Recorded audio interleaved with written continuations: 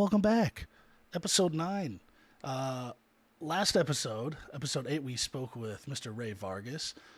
Shout out to Ray again for coming on and hanging out with us for 2 full hours. It was absolutely awesome. We got a ton of messages from you guys and some comments that you enjoyed hearing from some fellow hobbyists and collectors in the racing world. And today, we've got a very special guest joining us all the way from the East Coast. Mr. Justin, aka Out of Step Racing on Instagram. He is here to chat with us tonight. I have Noah here as well, and we're gonna bounce some stuff around, have a little hobby roundtable, and I think you guys are in for a treat because he has got an awesome collection, killer Instagram, and is a race fan. So, without further ado, Justin, welcome to the show, sir. How are you? I'm good, guys. Thank you for inviting me on. Absolutely. Been looking forward to it all week. Yes. And actually, in Jordan, I appreciate the Instagram shout out, but it is Out of Step Trading. I knew this was coming. Oh, did you change it? Out of Step Trading. When he said it. No, it was always been Out of Step Trading. Is it? When he said it, I knew it was coming. Am I just that dumb? No way. Is it really? You botched the intro. Honest Jordan. mistake. That's unbelievable. Honest mistake. Well, joke's on you because I have an edit and cut tool and I'll just voice over myself. So, wow. So, man, it was. You're leaving this in. I thought that was too good. I thought this was an A+ intro, and here it is, just an absolute D-. So, botch job. Down there with Sammy Smith's autograph, unbelievable. God. Well, so yeah, Mr. Out of Step Trading is here with us.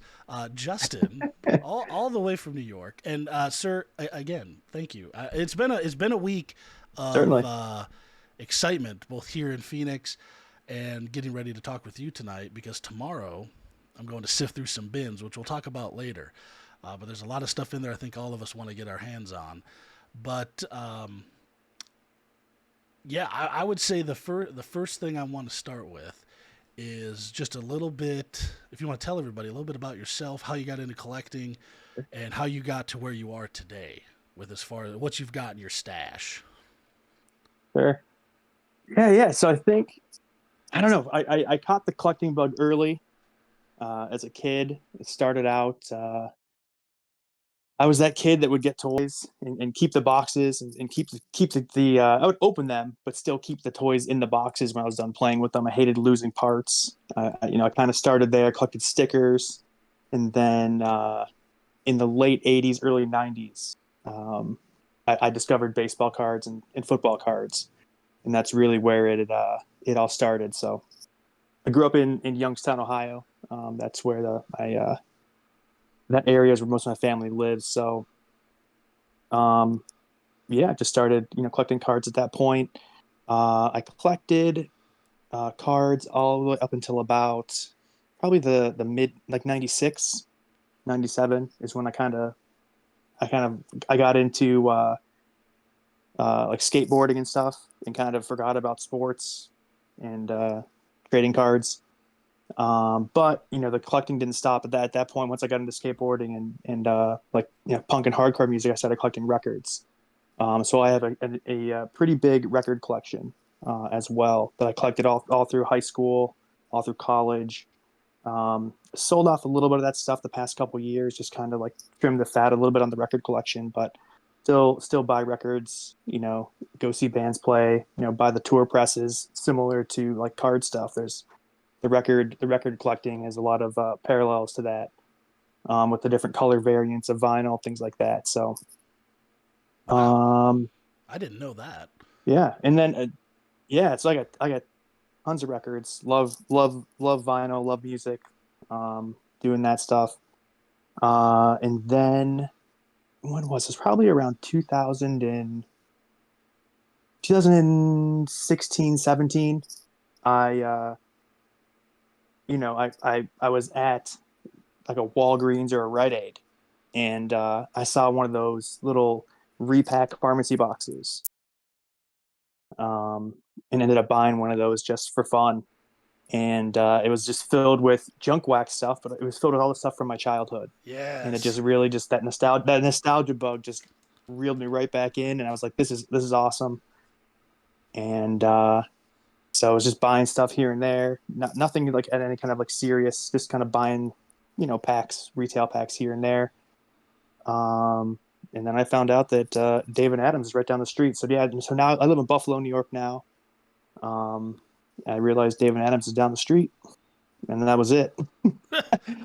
That's The first hobby the first hobby box I bought was a box of 2017 Status basketball. ooh, ooh, Yeah, that's a which was spicy box.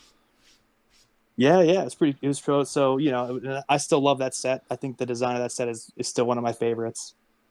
Um, but so yeah, so I sucked me back in, and then my main collection, the main guy I collect is Dale Earnhardt Sr. Yes. And that was my guy growing up as a kid. My father worked on a late model stock car team in Northeast Ohio. Shout out Glen Galt Racing. Oh. And so I was at the racetrack every other weekend with my dad. He was on the pit crew, so we were in the stands with all the family and rode in the hauler to the track and back. Stayed overnight. Did 3 nights a weekend at different tracks along in Pennsylvania. And Dale Senior was my favorite driver growing up. So once I got back into collecting, I was like, just kind of made sense to start collecting the Dale Senior stuff. So it doesn't hurt that NASCAR is affordable. And Yes.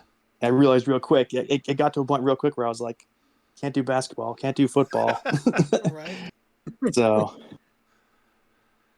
but yeah, so I mean, but I collect just about everything. I'm a collector.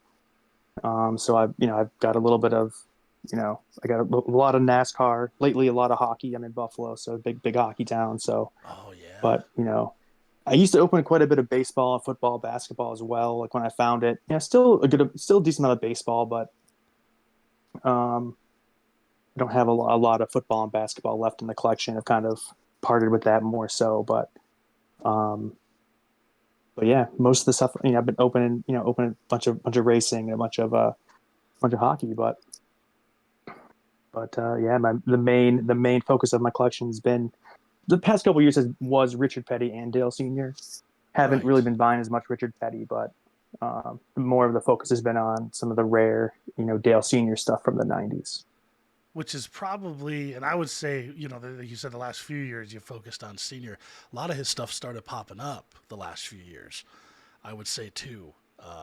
People have been holding on to it or forgot they had it, etc. When that, the big COVID card boom came, everybody ran to their Mm-hmm. closet and dug out that box they forgot they had. And I think that's what sparked, seeing a lot of those older stuff, those older senior cards and stuff come up that, you don't see every day.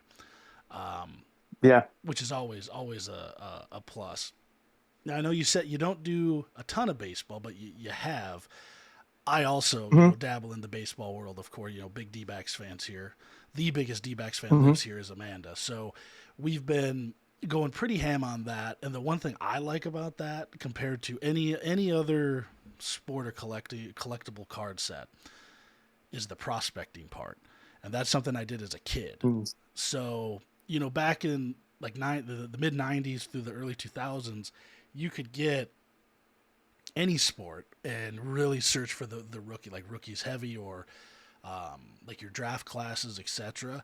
And now I feel like Mm-hmm. baseball is really the only one that makes sense to prospect in heavy, like really heavy. Because you got like your draft picks, NBA, but like that stuff, there it's everybody and their mother. And then you look at racing, and this is one thing I really was hoping to ask you, and I'm glad you kind of led us to it. Is every year we get a little rated rookie crop now. Um, Mm-hmm. 2023 was obviously like a last second add to the Trash. checklist. Yeah, exactly. Like no, it's Trash. trash. Um, but what do you think the biggest reason most people do not look at racing rookies in regards, so like somebody like a Chase Elliott, a Ryan Blaney, a Chris Buescher, your Sammy Smiths and Nick, your drivers that are showing they got the cojones to drive and they're going to do something. But at the end of the day, a rookie really just doesn't hold any stature. Do you think that'll ever change in the racing side of the hobby, or do you think we're just gonna kind of have them and they're just gonna be there? Yeah, I mean, I don't know. I think you see some pretty good sales of rookie cards. Some higher end, bigger stuff. I know that. No, I know you go pretty hard at the Bubba Wallace, rookies, right? The Yeah. Prizm, that Black 101. I think I think that the market for racing is just so much smaller. So you just have like fewer people, um, after those particular cards. You know what I mean? So I think the desire is there. You just don't have that crossover where you have guys who just collect cards as a commodity.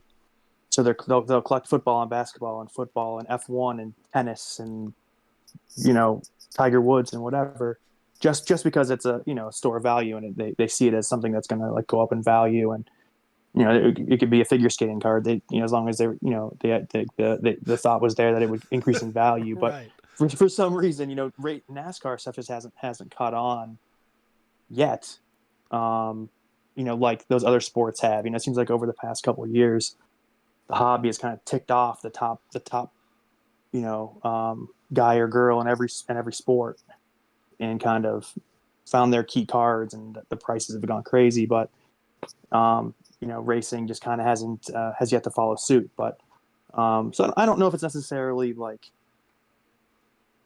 that, like the rookie cards in particular don't get the love.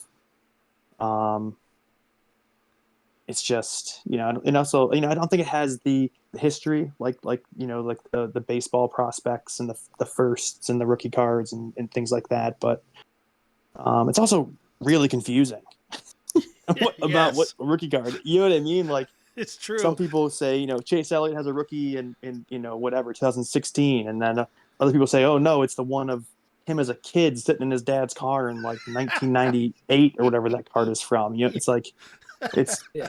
people can't even agree on what their actual rookie card is, because as like Haley Deegan has a rookie card in like 4 consecutive years She about to have set. another one You know what I too. mean? So, We're gonna get another one next year. so, No, you're not wrong. so yeah, I don't know. It's I a mean, good perspective. I I dig it. yeah, and it's also weird because like NASCAR didn't have their first mass-produced set until 1988. You know what I mean? So a lot of Yeah, the legendary guys don't even have a true rookie cards. It's just they have their first card, which people like have kind of agree that that's like their rookie. So the history doesn't just go as far as back as a lot of other sports, um, it's true. That in any is kind of true. large scale. I never really thought about that, but that But is a damn good point. The overall time we've existed, I guess, really is quite a bit shorter. That is a good view. I like that. mhm. So I'm gonna jump in quickly, kind of jumping off what he said with the rookie card stuff. And I think part of it, I think, has to do with how NASCAR tends to skew older, and kind of going off of what Justin said. Since the sets go back to 1988, where like clearly had been racing for 10 to 15 years, people had already retired, and then they got their rookie card.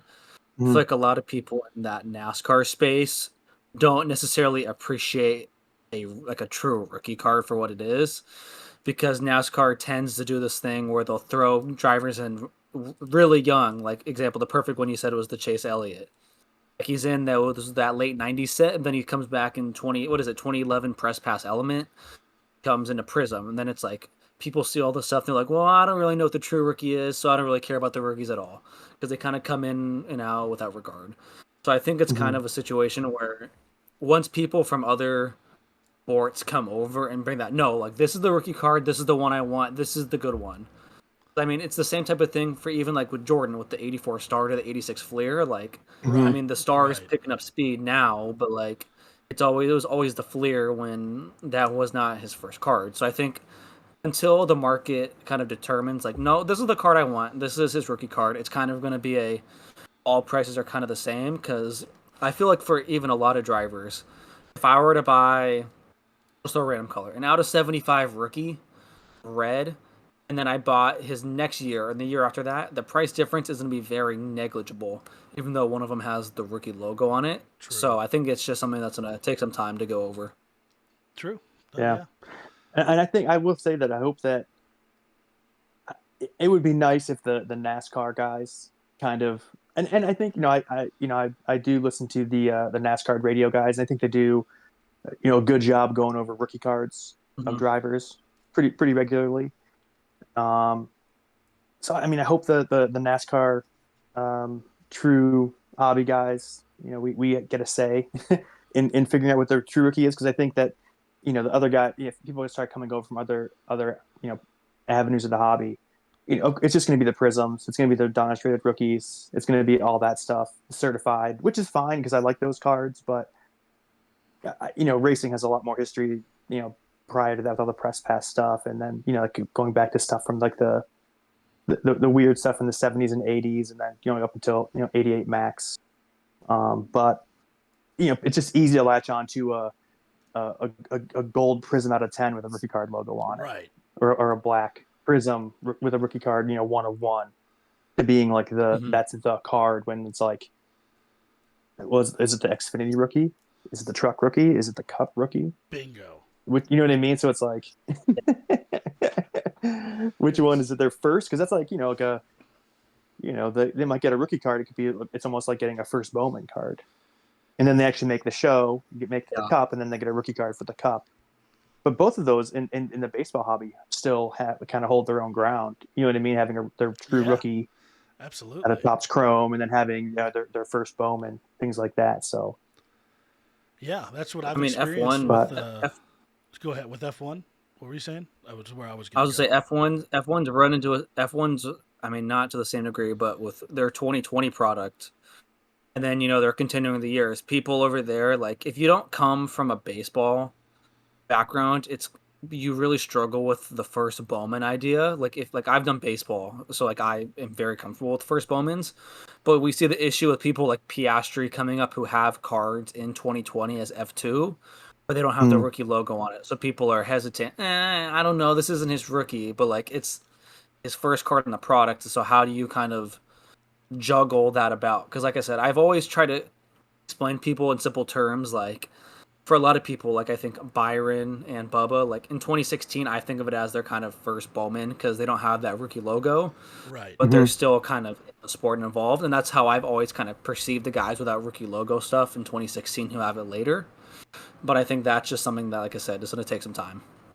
Yeah. Yeah, but I think even then, like, I think that, like, 100%. But even then, I think 2016 is such a big year for racing because it was the first year of Panini. And you look at any of the sports, the first year of Prism anything is a key set, regardless of rookie or um, rookie logos or whatever. Because what was it? 2012 was the first year of Prism Yep. for like Yeah. basketball, I think. Yep. And And those are just 2013 like was football. 2013 football. I mean, and that stuff is crazy. First, to get the Yeah. golds and the 101s from even though it's not rookie stuff, like any big name guys, first Prism cards. I think hockey was around the same time, 12 or 13 Yep. as well, and, Yep. and those guys as well. Like, so, yeah, I mean, um, yeah, it'll be interesting to see how that shakes out if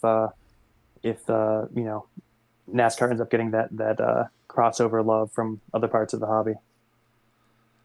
I think in time it will. The migration is going to come at some point, um, especially with the licenses leaving Panini, and whether Panini decides to ramp up racing and give us 20 sets, or people that still want to open Prism and only have 2 options or 3 options now. So hopefully that does happen in somewhat of a positive manner. Um, but time will tell. We'll never know until it actually happens. Um, but since we're talking about rookies and sets and things like that, now with I know you collect senior, petty, etc. It's kind of been your guys here. If you had to Mm-hmm. pick your favorite press pass and a favorite Panini set, what would those be, and why? Ooh, that's tough. I know. Hmm. It's tough because Uh, Panini, like I've obviously opened a bunch of Panini, racing stuff. It's unfortunate that Dale Senior isn't in any of their products. I'm hoping that the day that day comes. I know that those the guys on the NASCAR radio guys had mentioned that they had heard, their got their Panini sponsor that they had offered Teresa and his estate, quote unquote Babe Ruth money to get him back in their product, and I hope they do. He's well worth it to get him in the product, but I probably have to say my favorite. Um, it's tough. I really love opening National Treasures, but I Yeah. open it few and far. But it's not like it's something I opened a lot. The last two boxes I opened, I traded for at shows. You get some vendors that just can't wait to get rid of it. So Right. flash a couple of baseball cards in front of them. Give them 70% value at the box, and they're ready to get rid of it. So the last two boxes of NT that I opened were in trades. Um, but I probably have to say, I probably have to say Chronicles for Nice. racing for Panini product. I just love the variety. In you have the lower end, lower tiered sets, the higher tier sets. I love that they're bringing Immaculate into Chronicles this year. I think that's Oh awesome. yeah. I can't wait to see a Petty Immaculate auto come out of Chronicles. Can't wait to get one. Very It's gonna be the excited. top of my list. Um, I think that's really cool. I think I think it gives them a lot of you know opportunity for variety of putting different stuff in there with like the score and the pinnacle and the black and all that stuff is just really cool. That all the sets we don't get, they can Correct. just kind of pile them on into Chronicles, and then we still got our select gold finals and all that stuff. So that would be probably my favorite Panini product to rip. Dope. Would Good be answer. Good Chronicles. answer. Yeah, Yeah, it's a good bang for the buck. It's a good bang for the buck. yeah, the value is there. I mean, it's not super expensive. I mean, you do get kind of good amount of hits, tons of numbered cards. You got opportunity to get some good low numbered stuff, but um, it seems like there is maybe a little bit of fluff autos in there. Oh yeah. You get a lot of sticker autos of guys who are like, this is brutal. But you can still get the prime jumbo patches. Oh yeah. Didn't At even least bring in the that up. previous sets, you could. I don't know if I don't know if they're doing that this year with prime coming back, but they're going to save those all for prime. But yeah, Chronicles is just cool. But and with press pass, um, it's tough because I kind of got back into the hobby around 2017, 2016, 2017. So I kind of missed the whole press pass boat. I Right. collected racing in the early '90s because you could buy max cards at the track. My dad would he collected. He was in the Max Club. He would get stuff in the mail all the time. He has his collection still from when I was a kid, and I've gone through it in the basement. He's got his stuff still, which is really cool. All his sealed sets that he got, mail ordered through them, and so I have all that Mac stuff from the early '90s. But I kind of, and then some Upper Deck stuff throughout there as well. But I kind of skipped through, Press Pass, all through, when they come into the picture, like mid '90s up through 2015. Well, how about I've instead of opened press quite a bit pass, how about just pre Panini product? How about that? Let's open it up. pre Panini product. Yeah, or any not your I favorite mean, non Panini racing. I'd probably well. Here's the thing. So if I was going to say Press Pass, I'm a bit biased, but um, I would say my favorite set from Press Pass is 1998 Press Pass VIP. Yeah. I think it's a really important set for racing.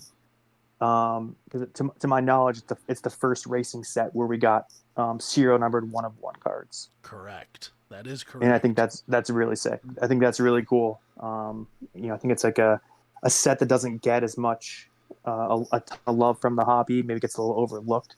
But I think that racing, when that set came out in 1998. I mean, don't get me wrong. Racing was innovative from the jump. It's starting in the early '90s with the stuff that they did with racing cards, with memorabilia and autographs and things like that. But Yeah, I think that racing cards really kind of turned a corner around that time with doing those low numbered, serial numbered cards. So, and I'm biased because I own the Dale Senior one from that set. I knew that was So, coming. worth worth Uh, mentioning that I do own the Dale Senior, one of one from 98 Press Pass VIP. So, I think it's a cool set the way they did it. There's like three, two parallels from the base set, and then the one of ones with the coding. It's just kind of you just very very 90s Yeah. with the coding and the chrome and doing the 101 numbering. So Sweet. That's a great hey, answer. what about you guys? What would you guys say for your favorite either like modern Panini product or past or present, and then pre Panini days favorite product? I'm going to let Noah answer this first. my pick's very basic. It's 2016 Prism for stuff, or just Prism in general, I guess, has always been my favorite. I like NT, but that's always been my favorite. And then if I had to go back and pick, like I said, I mostly do Panini stuff, so I have some stuff going back. But if you had to give me kind of one press pass kind of release set that I like, I would go for 5 star. Okay. Nice. I like 5 star more than Showcase, I think, just kind of based off the designs. 5 star speaks to me a little bit more. Then if I had to go back and kind of pick an old set, it's probably going to be one of mine that I really like. Hopefully I'm getting it. It's either 99 or 2000, just upper deck. They kind of have the gold serial autos and stuff like that. It doesn't get a MVP lot of appreciation. MVP, exactly. upper Yeah, deck MVP. Yeah, they have like the silver script, and then they have the gold script exactly. out of 125, and then the super script that's out of the door number. Yep. And I think that's very underrated for kind of just Yeah, good looking cards. So I agree. And you best believe I have that Dale Senior superscript on my save search on eBay, waiting for that out of that /3 to pop up. Uh, It's gonna be yeah, man, that'll be, man, the day glorious that day. pops up, imagine. Oh, that'd be it's gonna be epic. a war zone. Oh, yeah. It's empty the bank, baby. That's a card to get. That would be awesome. Well, I knew Noah was gonna say Prism. So for me, Yeah, what a surprise. I know, right? Yeah. I mean, I do love me. No, I do love my real Prism. quick. Go ahead. Go ahead. No, have you opened any showcase I with five have. star? You said five I star.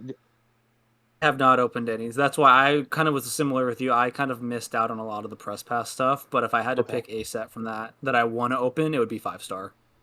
fair enough. Yeah, because that we talked before about that. Briefly before we started that Dale Junior booklet that I have is from 5 star. I've never opened any of it, but I think the cards are beautiful. But I did just win. I told Jordan about this. I forgot to circle back with them, but I won a pack of Press Pass Showcase off of eBay. That's right. Like 2 weeks ago. It was like from an open box, single pack. I can't figure out if like they were single pack boxes or so. I think someone else said there were 3 pack boxes. I can't figure it out, but it's the only Press Pass Showcase I've ever opened. But it was a single pack. And the hit was a Jeff Gordon sheet metal card. So nothing, Jordan. I couldn't Hey, handle it. I literally opened it like the minute it walked through my door. I So knew already the minute that tracking said delivered, it was going to get open. I had no doubt. I had no doubt. I mean, showcase it's Uh, just it's an extinct thing, right? Like you don't see it. yeah, It's just not a like when I was able to get that 2012 total memorabilia hobby that has the 5 mini boxes in it. I uh, overpaid for that thing like a mofo, but I didn't care. I wanted to open. I wanted to experience opening that, and it was yeah. epic. It did not disappoint. It did not disappoint at all. But I actually have I have two. My Panini pick. I don't know if it would surprise you, but it's a dead nuts tie between two 2017 products, and it's Select Hobby and 17 Torque, and I love Hmm. both. I love them both, but for two different reasons. Select, I love because out of I think I've probably opened about 30 or so hobbies. Only one of them, if I can recall, only one of them was like box. I never had a box that was not amazing.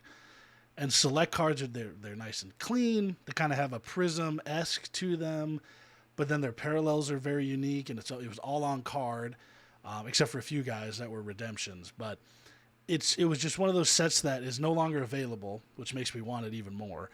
And well, let me correct. There is some out there for $600 a box, which I will not be paying. But it's just a great. It was such a good box Toby got. I think it was like 15 packs or something like that, and you got anywhere between. You're supposed to get 2 autos and 2 mem, but I think every box had an extra auto or a couple extra mem. I mean, it was just they were just loaded to the gills. Good clean cards, and they sold really well. They did really really good. And then Torque. I mean, you just how can you not love Torque? You know, you get 5 packs, you get a hit in each one, typically 3 autos in a box, or a really cool mem instead, depending, or you could get a jumbo. It's just one of those really good non $200 to $300 boxes that you can get for under $130, and know you're just gonna have a fun time opening it. Plus the parallels and the plates and the test proofs and the aqueous and all that stuff. It's just a good time. So those are my two. Those are my 2 favorites. And then going back to press Listen, packs, I know that. Was that? I was going to say, I know I might be in the minority here. I know. I don't love Torque. No, I know it's like it's one of those products. I know that in the group, people love it. You break tons of it. I don't love the way, like, the design of the cards. It just doesn't do anything for Justin, me. I'm And the it might same also be way. because I wasn't collecting at that time. Like, maybe I was collecting in 2015, 2016, and I was ripping a bunch of it. I kind of had that kind of like nostalgia for it a little bit, but I listen. I've seen you pull some, awesome. Um, there's prime jumbo patches in one of those years, right? Yeah, 16 17. It's Torque, the 17 Torque. Yep, 17 the Torque. green So that's boxes. Yep. cool. That's sweet. But I don't know. Like, the rest of the card just don't. Listen, I've opened a bunch of it because I've had you open some boxes for me, Oh yeah. Oh yeah. and I've bought some loose packs, from hobby shops when I can find them, just because it's a fun, cheap rip. But Exactly. And that's it what just that's what it is. It is, you're not going to pull a PSA 10 out of a Torque pack. It's impossible. I'm convinced they Forget that. Are you kidding me? they pre-package the Torque cards knowing these are PSA 7 packs. It is what it is. You just don't grade Torque. But like that's the one thing I do love is that sometimes, if somebody only wants to, drop $25 on a Tuesday, boom, grab you a Torque yeah, pack, right? You got a 1 in 5 shot or a 3 in 5 shot of hitting an auto, right? So, sure. but it is more, I would say, based for the that's why I like her. I like the price point and the amount of hits you get, but I think it's more memorabilia driven for those folks. Like, if you're not looking for autos per se, and you like the mems and you like the race use stuff, on the cheap, you can't beat it. But yeah, it's definitely a unique set of That's cards. fair. There's there and there, but I totally respect what you said. 100% on board with you there. 100%. And then for Press Pass, this may come as a surprise, but 2007 Tracks is actually probably it is. It's my favorite stuff I've opened. They have Prospect and rookie autos on card in there. You got Clint Boyer, you got MTJ, Denny Hamlin, Paul Menard, and a handful of other guys that are all in that stuff. And then they have like rookie prospect stripe autos where it's like a earn your rookie stripes card, and it's got a race used tire or race used metal, etc. But it tells you from like their debut race or their first race. And those Hmm. boxes I used to pick up for like $40 when they still had them. And you got 1 auto and 2 mems, but every box always had like 2 autos and 4 mems in them. They were just loaded. And then you got a whole stack of sick rookies, and they had foil parallels and all that good stuff. So for like $40-$50, it was a great rip. But I haven't been able to find any more of that. I think I opened all of it. But man, it was a fun set. Fun set. Now, I Hmm. love the 5-star. I love all the high end stuff too. That's all great. But that '07 Tracks, man, just a good quality, well put together, thought out checklist by Press Pass. Take notes, Panini. I But that can't was picture what that looks like. I'm gonna um, pull it up right now and see if I can. There's a hobby.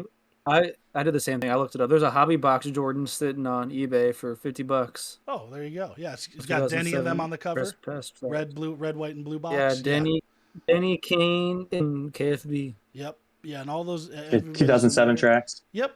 Yeah, so like the champ I don't think boxes I've. had the '06 tracks in there. You got like the Yeah, I three don't the think I've three ever seen. I cards was and going a to say that. sticker. Oh, Yeah, it I think I might have hasn't. opened a little bit of this, a Yeah, pack here they're and there. Were they ever in the champ boxes or no? very sparingly, but yeah, every once in a while we'd yank Okay. one or two '07 tracks, and I'd get all excited. Um, Okay. but yeah, it's Yeah, good. that It's stuff good doesn't look that stuff. familiar to me. Yeah, so it's just a good little box for 40-50 bucks. You really couldn't miss. You really couldn't miss with that. That was some stuff I opened too back when I got back to collecting 3 or 4 years ago. So it was just available and ready and cheap, and I loved it. It was just good stuff. And who doesn't love a good Paul Menard? You know. The guys on the Facebook group trying to sell Paul Menard every day don't like him, I guess. Well, The last no. week, But every time I go on well, they did Facebook, Jordan is Fire, people so selling Paul Menard. Well, I actually just acquired a huge lot of Paul Menards from the resident Paul Menard collector, Sean. Um, he has been offloading a little bit of his collection for the time being, and he'll probably end up buying that plus whatever else I have here back in a few months. But yeah, his Menard collection is outstanding. Very excited to get that box in the mail. Um, but yeah, a lot of good sets. I mean, I could speak for days and hours and months and years about what I love and don't love. Um, but I'm gonna switch gears here. Non-racing, as far as your collection goes, here, Justin. hmm Your Now this is something I want to know that you pulled out of whatever with your own two hands. Non-racing. hmm What has been the what was the pinnacle for you? Like I opened a package, like, oh my god, you pulled it, it's yours, non-racing. Whether you still have it or not, no big deal. But the coolest thing you've pulled with your Oh, hands, that's a non-racing card. hmm. I think for a second here. I mean, I've been opening quite a bit of hockey lately. Actually, mostly been opening hockey lately. I had some pretty good luck with some of the upper deck hockey stuff. But I'd probably have to say purely um, probably the I biggest can also card that I didn't need time to even think. at the I can always time. I do it. didn't even. What's that? I said if you need time to think about it, but you got your answer. I was gonna say if you need time to think, I could just jump in and do mine. Yeah, I was gonna say But so. go ahead and answer Probably it. around like 2000 and right 2019 ish, when the prices started getting crazy of basketball and football. Um, I started opening a good amount of soccer, Ooh. and David Adams used to have, they would have like their wall of packs and open boxes, and they had what's like a value box of loose packs, like last chance packs, cheap stuff that you could just buy there a couple bucks.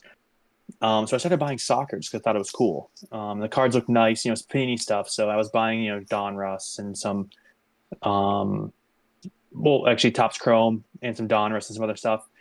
And I was opening 2017 Topps Chrome Champions League just because I thought the cards looked super nice and they were really cheap, um, and I ended up hitting Mbappe Oh. rookie from 2017, Whew. purple, numbered to 250, Oh, buddy. and I had no. And this is like, I had no idea who he was. So I penny sleeved it, and it went in a 3,200 count box in my closet with the rest of them.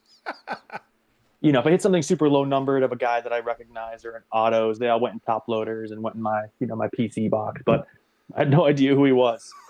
And then the World Cup, it must have been around, maybe it must have been maybe sometime around 2018 or 2000. Yeah, because like it was. I remember like the World Cup happened, and my buddy was like, "Man, if you have any Mbappe stuff, his stuff is going crazy because of the World Cup." And I was Yeah. like, I might have to check some boxes. So maybe it was around 2018, early 2018 when I opened that stuff. And I went through those boxes and I found that card so in a box, and I got it. I got it graded, and it was the first card I ever sent a PSA to get graded, and it came back Wow. a PSA 10, PSA Nice. 10, and I at one point, so at the time when I pulled, I had no idea what it was, but eventually I did, and I got a grade. I still have it. Peak COVID hobby craze. That card was, I think it peaked around $12,000 for the Oh purple at a my 250 and a PSA God. 10. Wow. I That's should have awesome. sold. I should have sold it. Hindsight is 2020. But I think it's at this point, it's still my most valuable card. I think it's settled somewhere around 3,000. That's Or somewhere around awesome. 2,800, 3,000 at this point, which is still, that's the most, unless that's the most valuable card that I own. Um, like I have that. I said I have that Dale Senior 101 from the '90s that I would value more than that, but Oh yeah, without a doubt. I Without a didn't doubt. I didn't pay more than that for it. But as far as true, comparable sales would be that cards that I pulled would definitely be that Mbappe. But That's sick. I was not expecting a soccer story there, but that's dope. yeah, I love that. yeah. It's like my one. I opened up that Scottish League pack that one night and hit that Henrik Larsson auto. No, it was like, who's this guy? Well, go to the National. And the guy offers me $180 for the card raw. Just blew my mind. Soccer's a sleeping giant. I still think it. I still think, as big as the sport is worldwide, the hobby side of it, I still think there's a tremendous amount it's going to grow. And get even crazier now, with the whole licensing stuff and NFL, NBA leaving. I mean, I wonder how crazy soccer is going to get, but that's cool. I didn't know you pulled it. That's a nice little Yeah. find there. I always like that. Now, Mr. Noah, what would you say yours is? I'll send a photo to both of you guys so you guys have context. But so this mine was very recent. I'm pretty sure I sent Jordan. I sent you a photo of it. Like literally just a week or two Oh ago. yeah, I know So what this big is. time for me. Yeah. Yeah. So big time card for me. I was for context. I was kind of up at school and with my buddy who collects cards. I was like, oh, let's just run over to the shop, like the card shop. It'll be fun. And so I wanted to go buy NASCAR. They didn't have any NASCAR there, and I Shocking. was like, well, darn, like no NASCAR. I'll choose something else. So I was like, all right, I'll settle on what is it, 2022, 2023 Bowman U, like Bowman U University. Hmm. And first box, go through, have a pretty good box. I hit a Drake May blue, and I hit a JJ McCarthy auto. So I break even on my first box. I'm like, sweet, perfect. Like this is a great product. I'm getting 5 to 6 colors. Onto my second box, I'm opening it and I get I see the red out of 5. Ooh. I'm like, oh, okay. Like I know this like I there's a high ceiling in this product, so I kind of set it off to the side. And I thought there was because I did a little peek and I didn't see the first Bowman at first, so I thought it was just gonna be a base. It's not first, but like there's some good names in there. Like it's a non-first, it's a Caleb Williams, it could be a Bo Nix, a lot of good quarterbacks.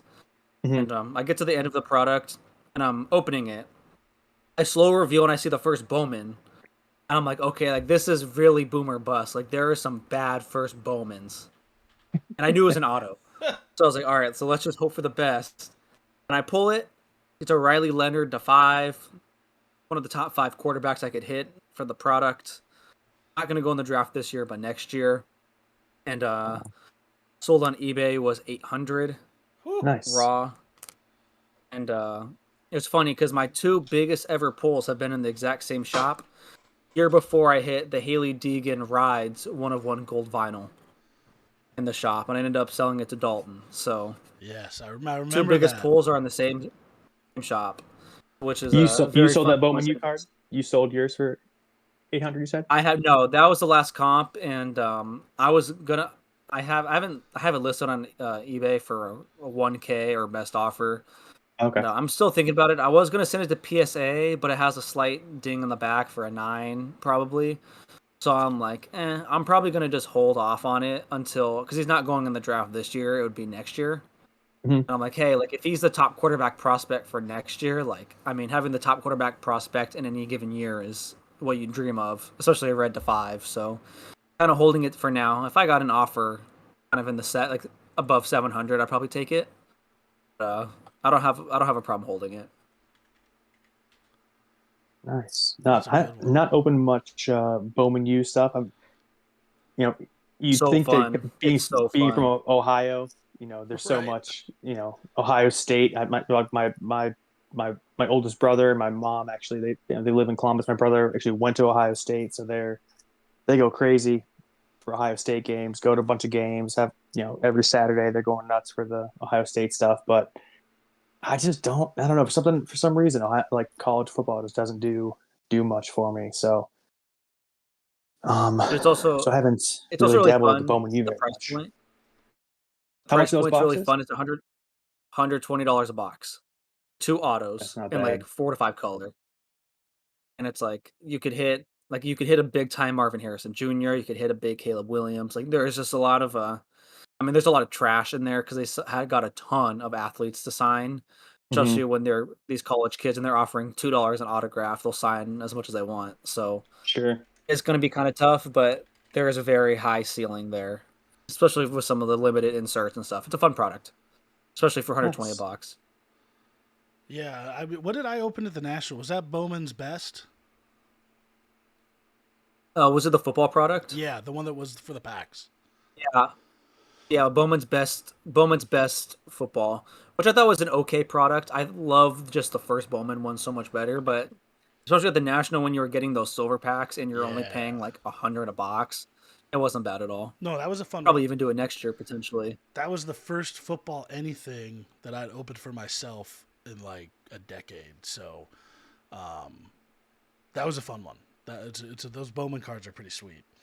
Um, Those national packs, you're getting me jazzed right now thinking about them, and I still I'm got like already 8 months excited. till I get there. That's all I'm I I'm think super about. stoked, dude. So Dude, only next year is gonna be awesome. I can't wait. oh, those I'm packs are looking what I forward live to it. for. Those national packs are like the best rip you could ever have. They are so fun.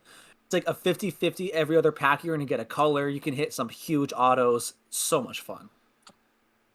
Have you been to a Are those national the yet? Panini ones or the VIP ones? Are those different? Yeah. These So are, yeah. the VIP. So the national had there's three different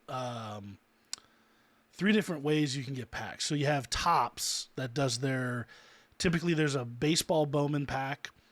There's a whatever other product they sell. Like last year was the Bowman U football or the Bowman's Best Bowman U, whatever they call it, silver. So did Four, soccer as well last year. correct. Yep. And then there was, so it's a 4 card pack. You can get parallels, superfractors, autos, all sorts of crazy stuff, like big stuff. Tops also did a Formula One, which at the time Oh yeah. I didn't realize how cool they were and what they were, and all the product got backdoored by, I'm not gonna name names, but it was a certain company had cases and cases of it. And day one, they let the guy buy all of it except for like 2 cases, and then they marked everything up like 400% for the rest of us. So if I wanted to get those packs, I had to buy 4 flagship boxes, which are typically $70. They wanted Hmm. 225 a box, and flagship paper F1 is relics like 1 in 4 boxes and like 3 or 4 parallels, and The worst boxes. they're not, I wouldn't say the word, it's a good rip for 70-80 bucks. Like I love them. I rip a Well, case of, I'm but saying for the 225 yeah. price point, that is just unbelievable. Correct. It was high, and the guy looked at me. He's like, "Well, if you don't want them, you got to buy them." And then the last day of the show, they were hawking boxes, single boxes. They had 2 left, and the guy's like, 450, last 2 we got. You can go get a silver pack. And I was like, this is just outrageous. And then here comes certain guy. Who again, I'm not gonna name names, but he walked up and he had 4 people with him. He picked up 8 cases and waltzed over to Tops and got all his packs because he was able to buy them for normal price before the show even started on day one. So next year, Huh? I'm gonna be ahead of the Well, I will curve. say that the only reason I know about those packs is because I saw Card Collector opening some on YouTube. So And they were sick. Love them. So you got Tops doing stuff, and then you have Panini packs, which you redeem. They're the silver national packs that have 2 cards in them, uh, and it's multi-sport. those are the ones. Yeah, baseball, football, basketball, everything's in it. Those are my favorite to watch. Like other watch influencers open on YouTube because Yes. they pull a Chase Elliott and they're like racing. Yeah. Oh, great. Not the card Bro, you wanted how to many times I gotta see. hear? Oh, Not Haley Deegan Oh number my exactly. 10. god. Yeah. Not the person you're looking Oh. for. Oh, Jeff Gordon, 1 of 1. Oh, that's not who we're looking for today. Throws it in the trash. Thank you. Appreciate you guys. Yeah, no, So funny though. it is hilarious in a way. But then there's a next level, and there's the VIP packs, right? It's a 100 pack Yep. box. They're gold packs, and that those are the big boys. And you got to get it. You have to buy a ticket to the VIP Panini party. Last year it was $63,000, and you got the VIP box, which comes with a 1 of 1 gem box, and it could be autoed, could be not, but it has a diamond stuck in it. You get 100 gold packs, and then you got like 12 to 15 cases of random product like impeccable soccer, Donruss soccer, some football Asia team, all like weird stuff that like they just need to get rid of. So you get a ton of Hmm. product, and then like the extra 15 grand is like to just go to the show and you get a bunch of swag and meet a bunch of athletes and get autographs. I did not participate in that, believe it or not. Did not buy Yeah. that ticket. What a I know, surprise. right? Yeah, I know. Everybody was shocked. Everybody was shocked. But then it's cool because then you see like on, like Card Collector opens up like 20 at a time. He'll open it up on his channel. Hmm. You can see what those cards are, and then they hit the market. So I've picked up a few Danikas, some Haleys, some Laganos, some juniors, pretty much everybody from the set last year. The peacocks, tigers, all the cool little ones that I can get my hands on. Because I think they're beautiful cards. They say Panini VIP, the National. It's a really cool set, but to get them is it's outrageous. Like it's so expensive. Uh, but man, they're sweet. You can get some cool like prime patches. Like they have prime jumbos in there and stuff for all sports. So very cool. But to get those, the Panini Silvers we talked about, like they had some really good deals on product last year. I just didn't want to have to lug it all back to Arizona. So like they had like UFC undercard for $90, which was like $25 off normal, and then you got 2 silver packs, or you could get like basketball, NBA draft They had picks, Prism. hobby. They had Prism. Yeah, They Prism. had They Prism had baseball. I Prism know that was one of the best baseball. That ones. was a really good one. That one sold out pretty quick. And then the best part is too. So like after 2 or 3 days, like Steel City and Blow and all these guys start buying the silver packs back. Like they start to buy them so they can put Hmm. them in breaks or sell them. So no, and I won't go into detail what our plan is for next year, but we have a plan to maximize those packs. So when you're out there, we will show you the way. It'll be pretty I think it just gets awesome. confusing. Because there's like Bowman national packs. It's just the regular Bowman cards with a little national stamp on them, and there's just so many that like. And listen, I went to the National in New Jersey, and I think I got handed some of those Panini packs or something, or they were cheap, or someone was selling. I can't remember how I ended up getting them. I got a couple of them and just opened them and got like the 2 card packs. But there's just so many um, different ones. Gets a little confusing. I would, Yeah, it yeah, I would does. say if you're gonna go for them, go for the tops ones because tops really makes it a thing. Like they put the super fractors in there, and like they only have so many packs each day. So like when they run out of packs for the day, like they're done. So that's why like I was saying like I'm pretty sure when me and Jordan opened ours, your hit rate for getting a color and the smallest numbered was 99, and I didn't even get that many. A lot of them were golds and higher, and they were every other pack. So if you bought a case of product, like I bought a case of Series 2 baseball, and I got it for $800 or something. I got there's 12 boxes in there, so I got 12 silver packs. I hit nine out of my 12 pack, or 8 out of my 12 packs had color in them. So Hmm. there I was clipping a 66% rate of color in them. And like I hit my best one I hit was a De La Cruz gold to 50. I sold it on eBay I think Nice. for like $175. Like that, like Yeah, next day or two, because you should probably try to sell them quickly if you can. But your margins are incredible. And I can't remember, there was a Twitter account. I remember showing Jordan this when I was there. He got like 90 of the packs. Dude was pulling like on like Corbin autos to 25, oh yeah. Gunner to 5, Judge autos, like Judge Paid Superfractor, for his like whole just trip off pulling of those crazy packs. stuff. Yeah, you can Jeez. like pay for your entire trip if you know what you're doing, getting all these silver packs, which is plus you're gonna get all the extra boxes that you had to buy to get them. Like so, if you're buying 10 cases of Series 2, you're gonna have 10 Series 2 cases to rip as well. Right. Yeah. It's a Such a fun good deal. time, True. man. So like what we're thinking, or what we have been thinking. So we're already started. We're in the works of setting up a designated trade night, a racing trade night. Um, we're For NASCAR specifically, not the F1 yeah, one. NASCAR specifically is Because the F1 big has their own. focus, right? Because there's always an F1 trade night. So a NASCAR trading night, separate from the big trading nights and stuff on its own. So we're working on that. Noah's got some great contacts in California. I've got a few friends that are going, so we're gonna do our best to set some up like that. But I plan to be out there actually for a full week. I'm probably gonna do Tuesday to Monday or Tuesday to Sunday. Um, and now that I did one, my first one was horrible. I was a complete noob. I knew I it was terrible. It was so You're all over bad. the place. It was not. I didn't get as much out of it as I should. I got a ton out of it, but I didn't get enough out of it like I should have.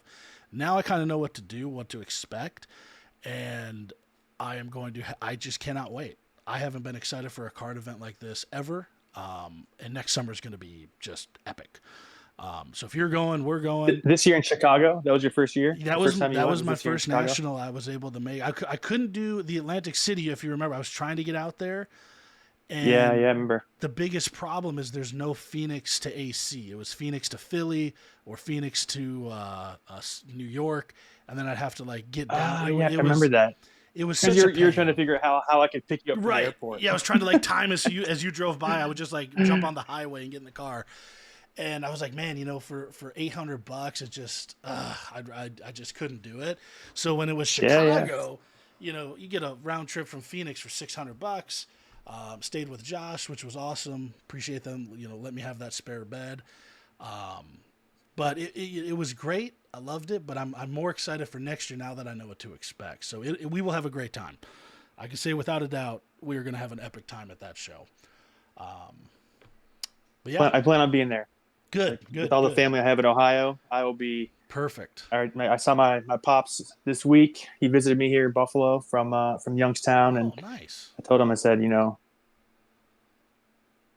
Get be ready. ready, Get ready. clear your calendar that weekend because I'm gonna be there with some friends, shacked Beautiful. up, It'll be awesome. doing card stuff. So Yeah, and the best part is like even though the show's done at 5 or 6 every night, like there's always stuff to do before and after the show. So it's Always. just a You're gonna be fun you're week, gonna be out till 1 a.m. right? Yeah, yeah. well, I'm hoping there's more. There's more. It seems like a lot of people I saw posting, we saw more.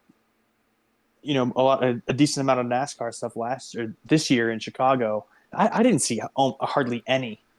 So In Atlantic City, and I didn't. And we were there on, I think it must have been. I think we were there on Saturday, which is pretty late in the week because I know I heard a lot of people pick stuff up, but like I didn't really hardly see almost anything. The only card that I saw, and it wasn't even someone's showcase that I almost got, was a Sign of the Times Dale Senior 1010, oh, and a dealer had it. He just had it graded.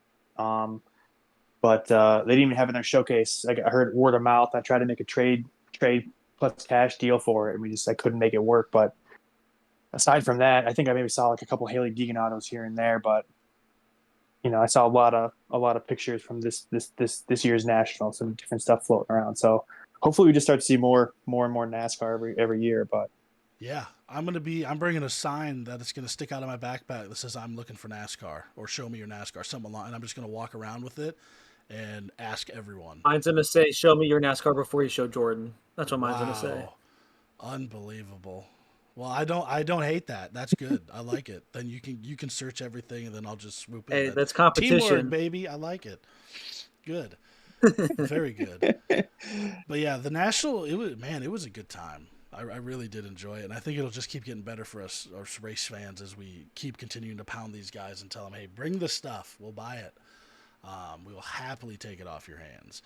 Um, but yeah, so speaking of shows, are you an avid attender? Do you go out to stuff? Do you have stuff in your neck of the woods that you're able to go out to?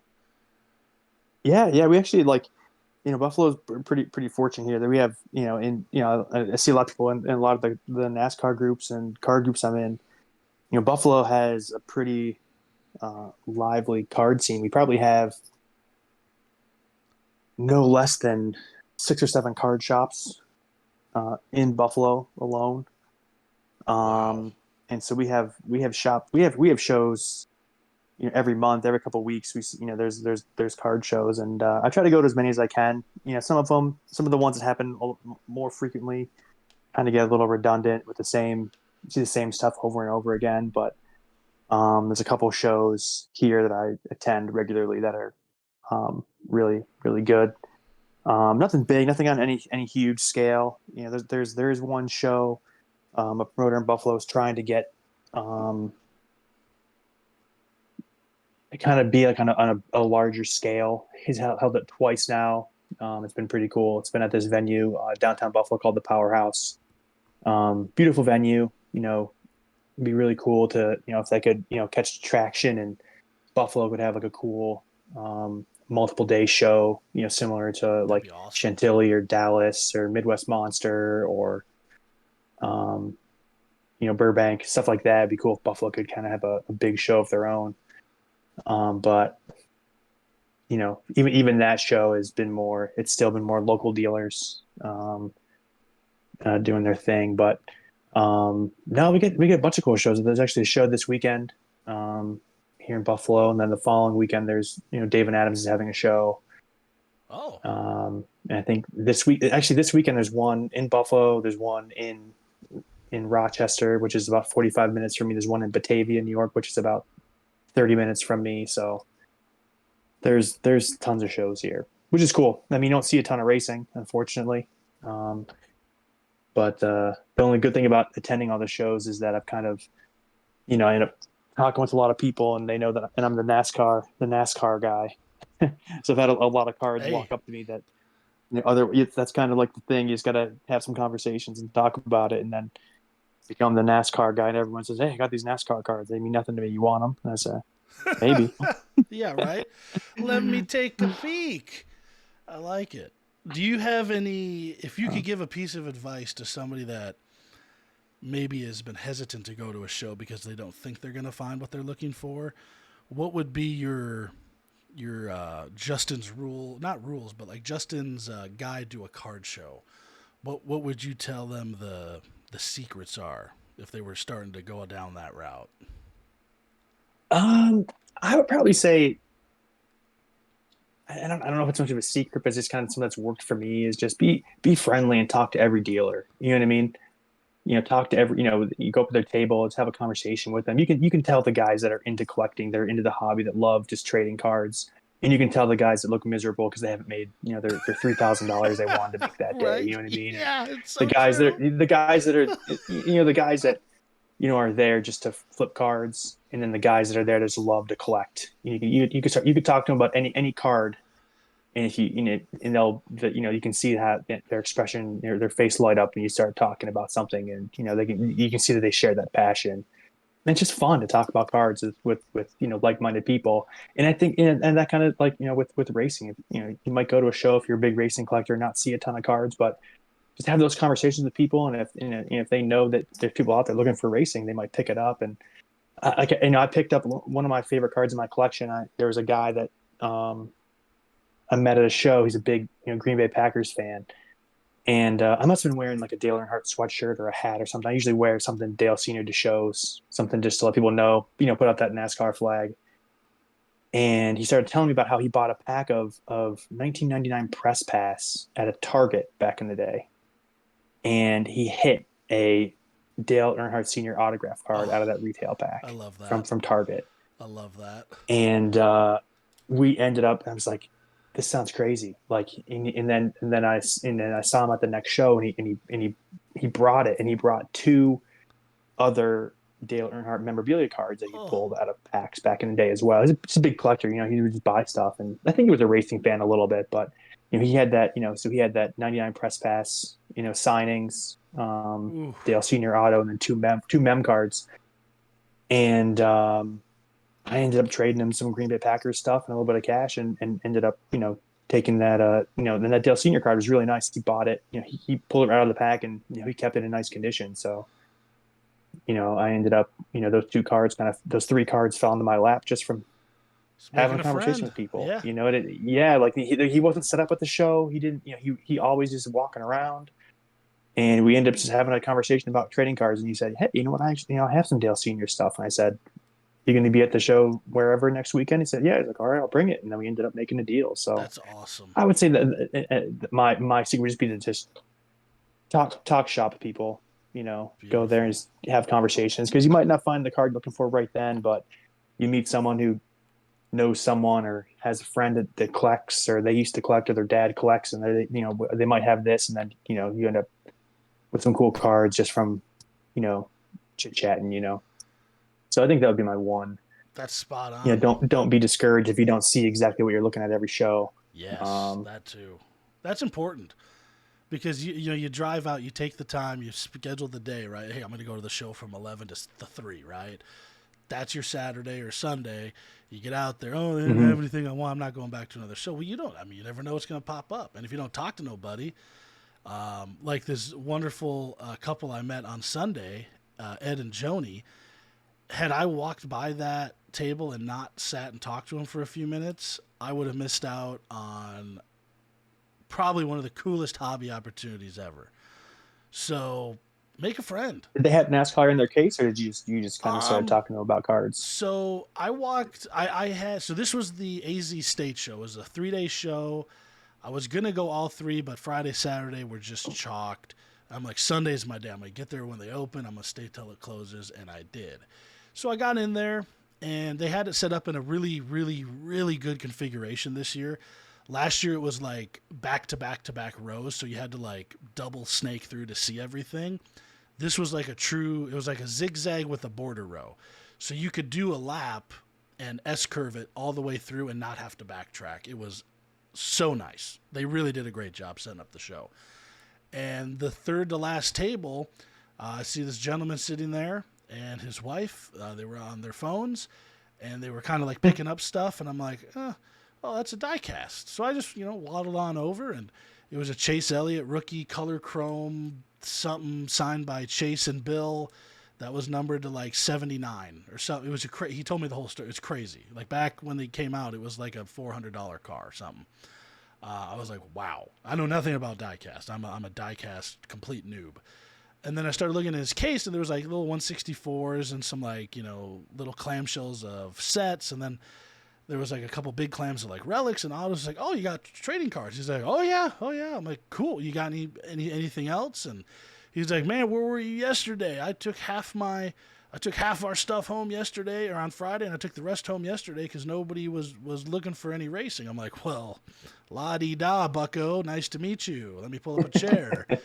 And he just started pulling out these big bins and ripping the tops off and started stacking binders in front of me.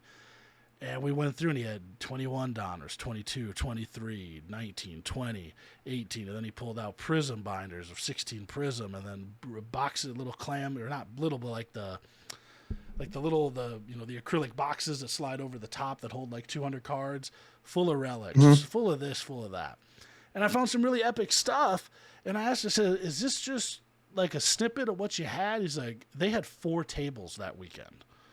They bought 4 tables, and it was all full of racing. But because I wasn't there Friday, Saturday, I only saw the one little glass case with some die casts and a few sets in it. And I'll actually be visiting them tomorrow, going over to their house, and they invited me over. We're going to have some lunch, and I'm going to sift through 4 bedrooms worth of about 40 years of collecting, and we're going to see what we can find.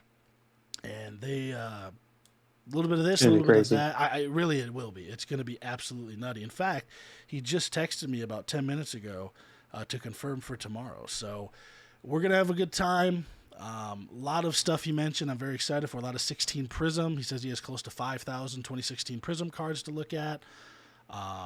Even if Oh God. even if only Oh 5% of God. them are non-base, we're in for a really fun afternoon. So it's going to be great. You mentioned some sign of the time stuff, some complete set auto sets, some older 70s and 80s things. So it's really going to Listen, be an experience. if he has a Dale Senior sign of the times out of 25, I dibs. got you. Don't even worry. Even though I'm sure Don't even you wouldn't worry. mind having that in your collection as well, but Listen, that's one card that's eluded me that I really want in the collection. if he's got that, don't you even worry. I just want a base one at this point. I just want one. I just want the regular I'd be A-OK, happy as a clam. So if he's got that, I already got my list together on who needs what. You're already on it. So that I know. That you'll be first to see most of that stuff. Appreciate you. But it's gonna be good. I've never done anything like this, but the only reason this happened, this is to go back to what Justin was telling you guys, is you just talk to people, make a friend. You're all there for the same reason. It's the hobby is the hobby. Those people aren't there because they're bored. Oh, I'll buy a table and maybe sell some hand knitted oven mitts. No, they're there to sell cards and memorabilia. So make a friend, talk to them, and you never know what could come of it. Like a Chase Elliott rookie auto out of 5, you just never know what you're going to find.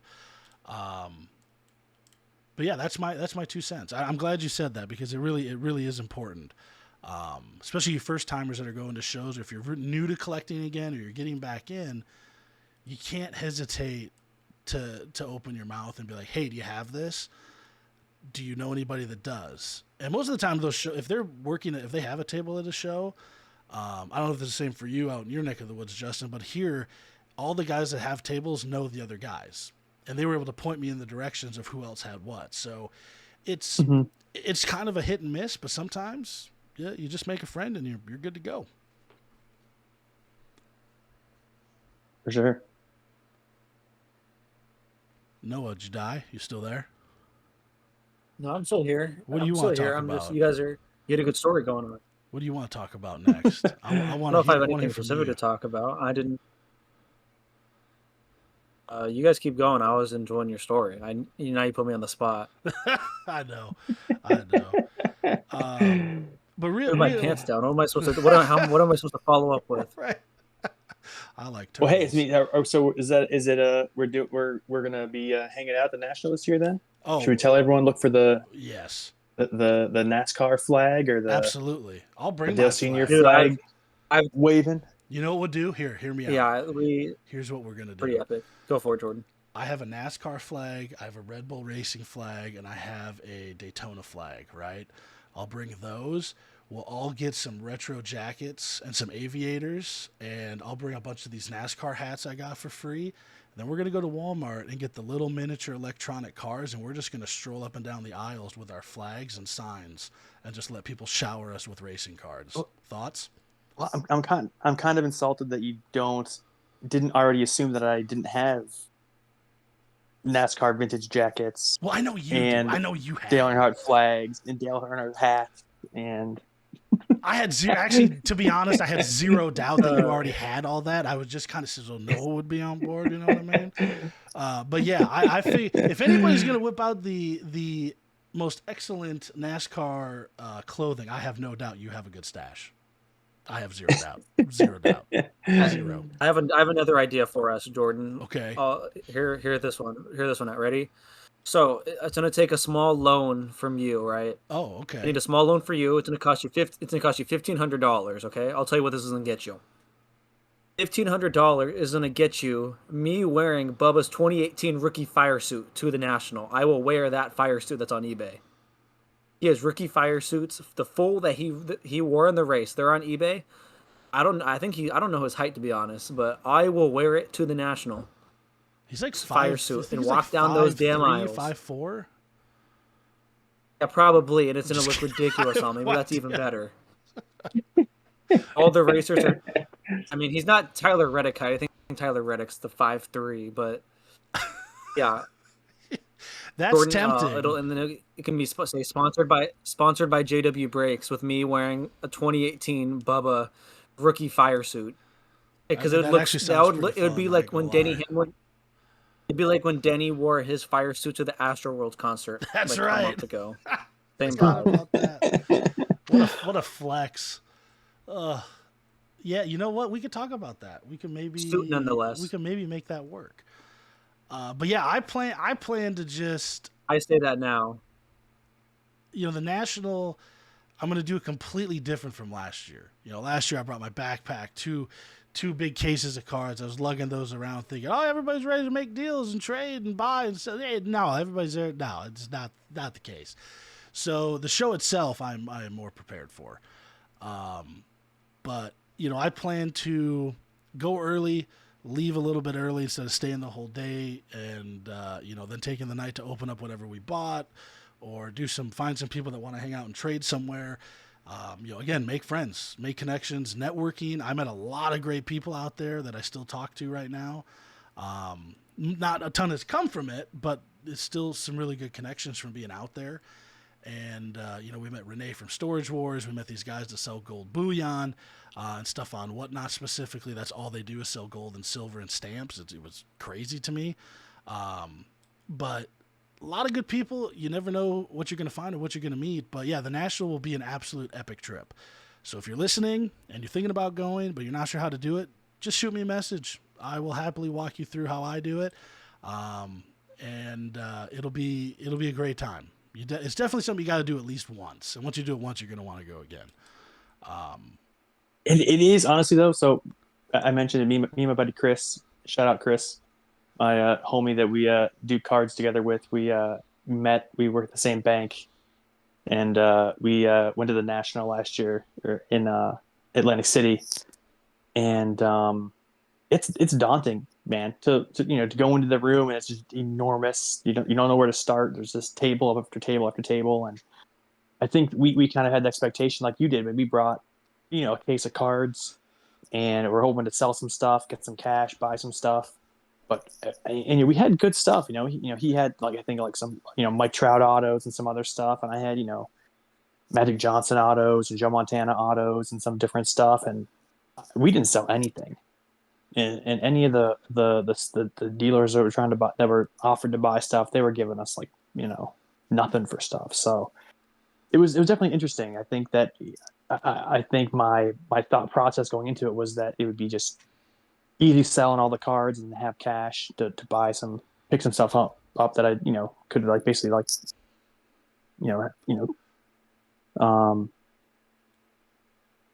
Yeah, I had more I think success we at the ended up. trade night, dude. Like we set up, we were like 10th in Yeah, line. we did, The dude. worth made.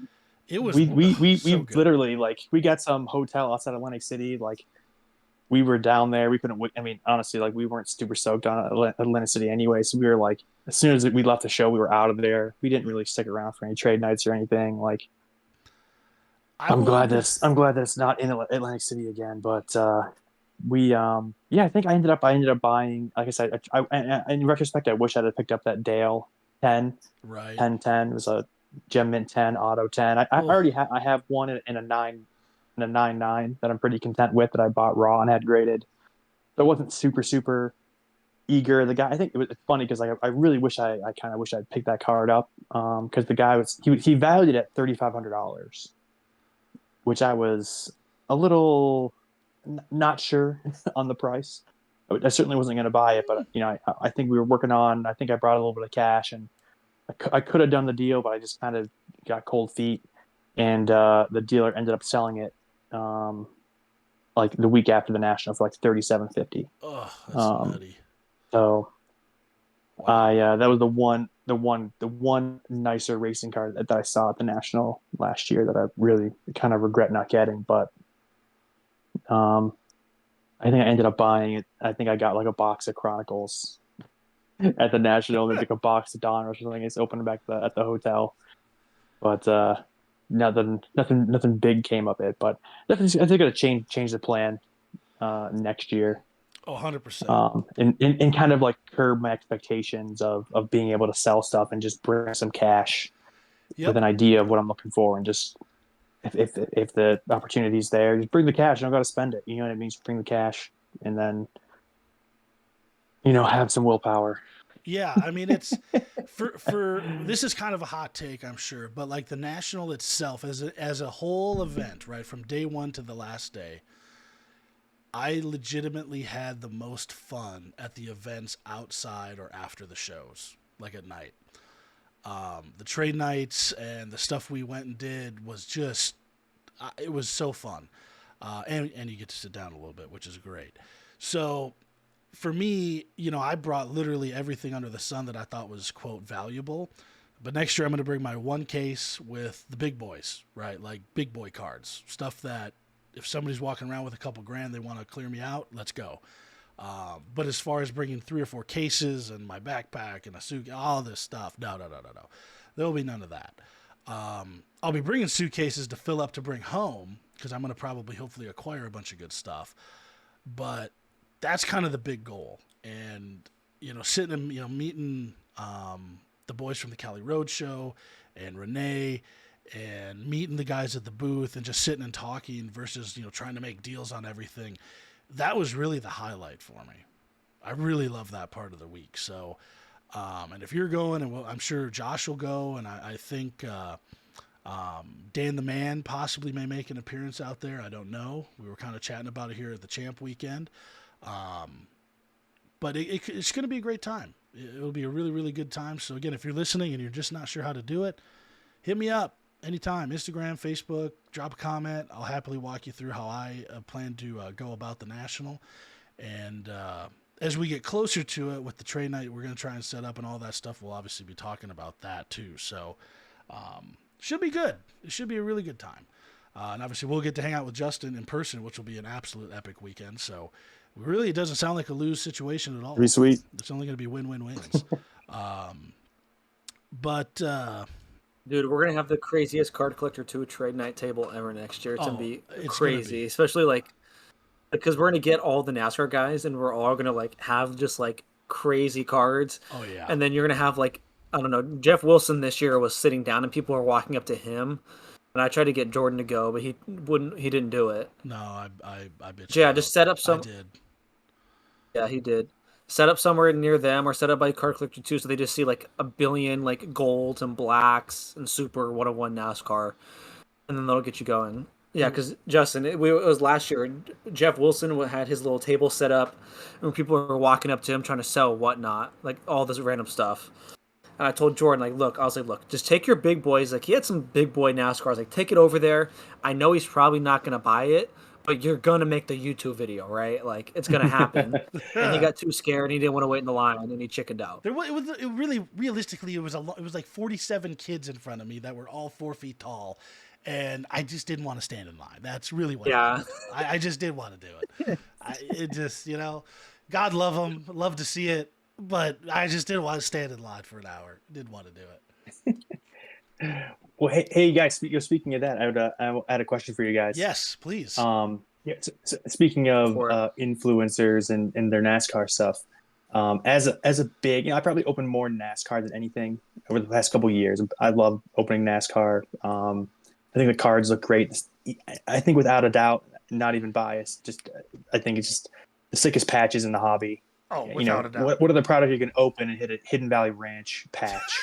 Right. There isn't one. No. This only one is. They're only in racing. Okay. That's right. That's right. No, it's a good point. So I think that as much as I love NASCAR stuff and all the even in the 90s, there's so much cool stuff that's similar. We had the Sign of the Times autos and Upper Deck autos and the Flair and the Fleer Ultra and the Pinnacle Certified and all that stuff. We had a lot of those same iconic parallels and big cards that other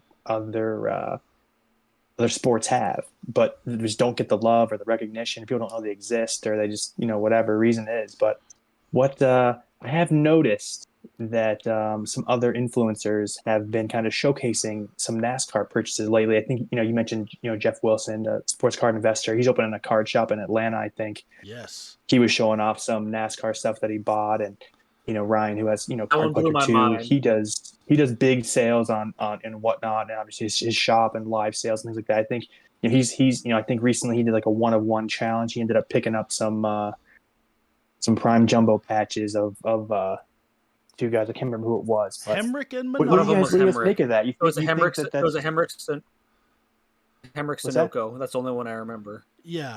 Daniel Hemrick Sunoco patch was one of them. And then it was, so the Sunoco Hemrick was from Chronicles. And then the Menards patch was a Paul Menard from Menard patch. That's what it was. Yep, the old Yeah, and 2018 then Jeff Wilson victory. had that manga, Yeah, the the Bubba. Bubba Wallace manga. Yeah, the So, manga Bubba. I was pumped to what do you see guys make that. of that? You think that? It's Yeah, good. I you know, Though, yeah. no. I'm gonna actually. I want your 2 cents first because I have a very different take. I think so. I want to hear what you say here first. Um, the Card Collector 2 one wasn't as big of a surprise to me because I know kind of he's even mentioned in the past with like the racing patches before, like over the year. So I've kind of expected that one. One that really caught me off guard was the one recently that Jeff bought the Bubba manga, just because like it's like something that I don't. That's something I would not expect him to buy. I mean, I see him buying like gold curries. I know it's for the card shop, so that was very interesting. The I thing mean, that being made it in even Atlanta more kind of makes interesting, sense in a little my bit, right? opinion, yeah, 100% with him being Atlanta, he's gonna need some racing. But the thing that caught my attention more was the fact that like he made a point to mention it after he bought True. it. Like when they're like, Yeah, we just bought it, and he's like explaining each card. Because like if he just I was didn't see that buying it, they video. I showed got to him go back buying and it. watch it. Yeah, so like if he just like did a thing of him like, oh, like if him buying it is in the background, it's not a big deal. Like he bought the cards and he made a highlight like, oh, I bought this card for this. He's like, yeah, this Bubba manga, like not nothing super crazy, but like a super unique rare insert in a set. Like this is like stuff to look for. Yeah, It was like a pretty quick comment, but like even just that comment is more. I mean, I think it's kind of sad that that type of comment gets me excited. Like how minor that is compared to other stuff, but like it's a slow process, and I have my kind of a hot. This is not a hot take. This is kind of an internal bet I've made, and so it's no surprise that Card Collector 2 is a big. He's a big F1 guy, right? right. Not a Yeah, surprise there. He got into F1 through Drive to Survive. It's well known, and he fell in love with it. My like hot take I have to myself is that if he watches the NASCAR one documentary that's come out, he's gonna have the exact same reaction. Bingo. you NASCAR, think because so? more often than not, well, because my whole thing is like I've always been like I like all forms of racing, so I think and if you go into it just an open mind, like I'm sure he'll enjoy it and like it just as much because I think objectively the on track performance there's more action in NASCAR, For and sure, 100%. while some of the drivers while some of the drivers aren't like I called Chase Elliott like Mr. Cardboard Man because he's really boring. Like some of the drivers are boring, but like there's more drama in NASCAR with people wrecking each other. There's way more like I think it translates like for a full season would translate so well to Netflix. And then if the casual person comes to watch, instead of seeing Red Bull Verstappen win his like 20th race of the year, oh look, it's somebody I oh wow, this guy's up front. Wow, it's Hamlin. Oh wow, Hamlin just wrecked Larson. This is crazy, the drama. Another I think fighting in this the is pit. something that Yeah.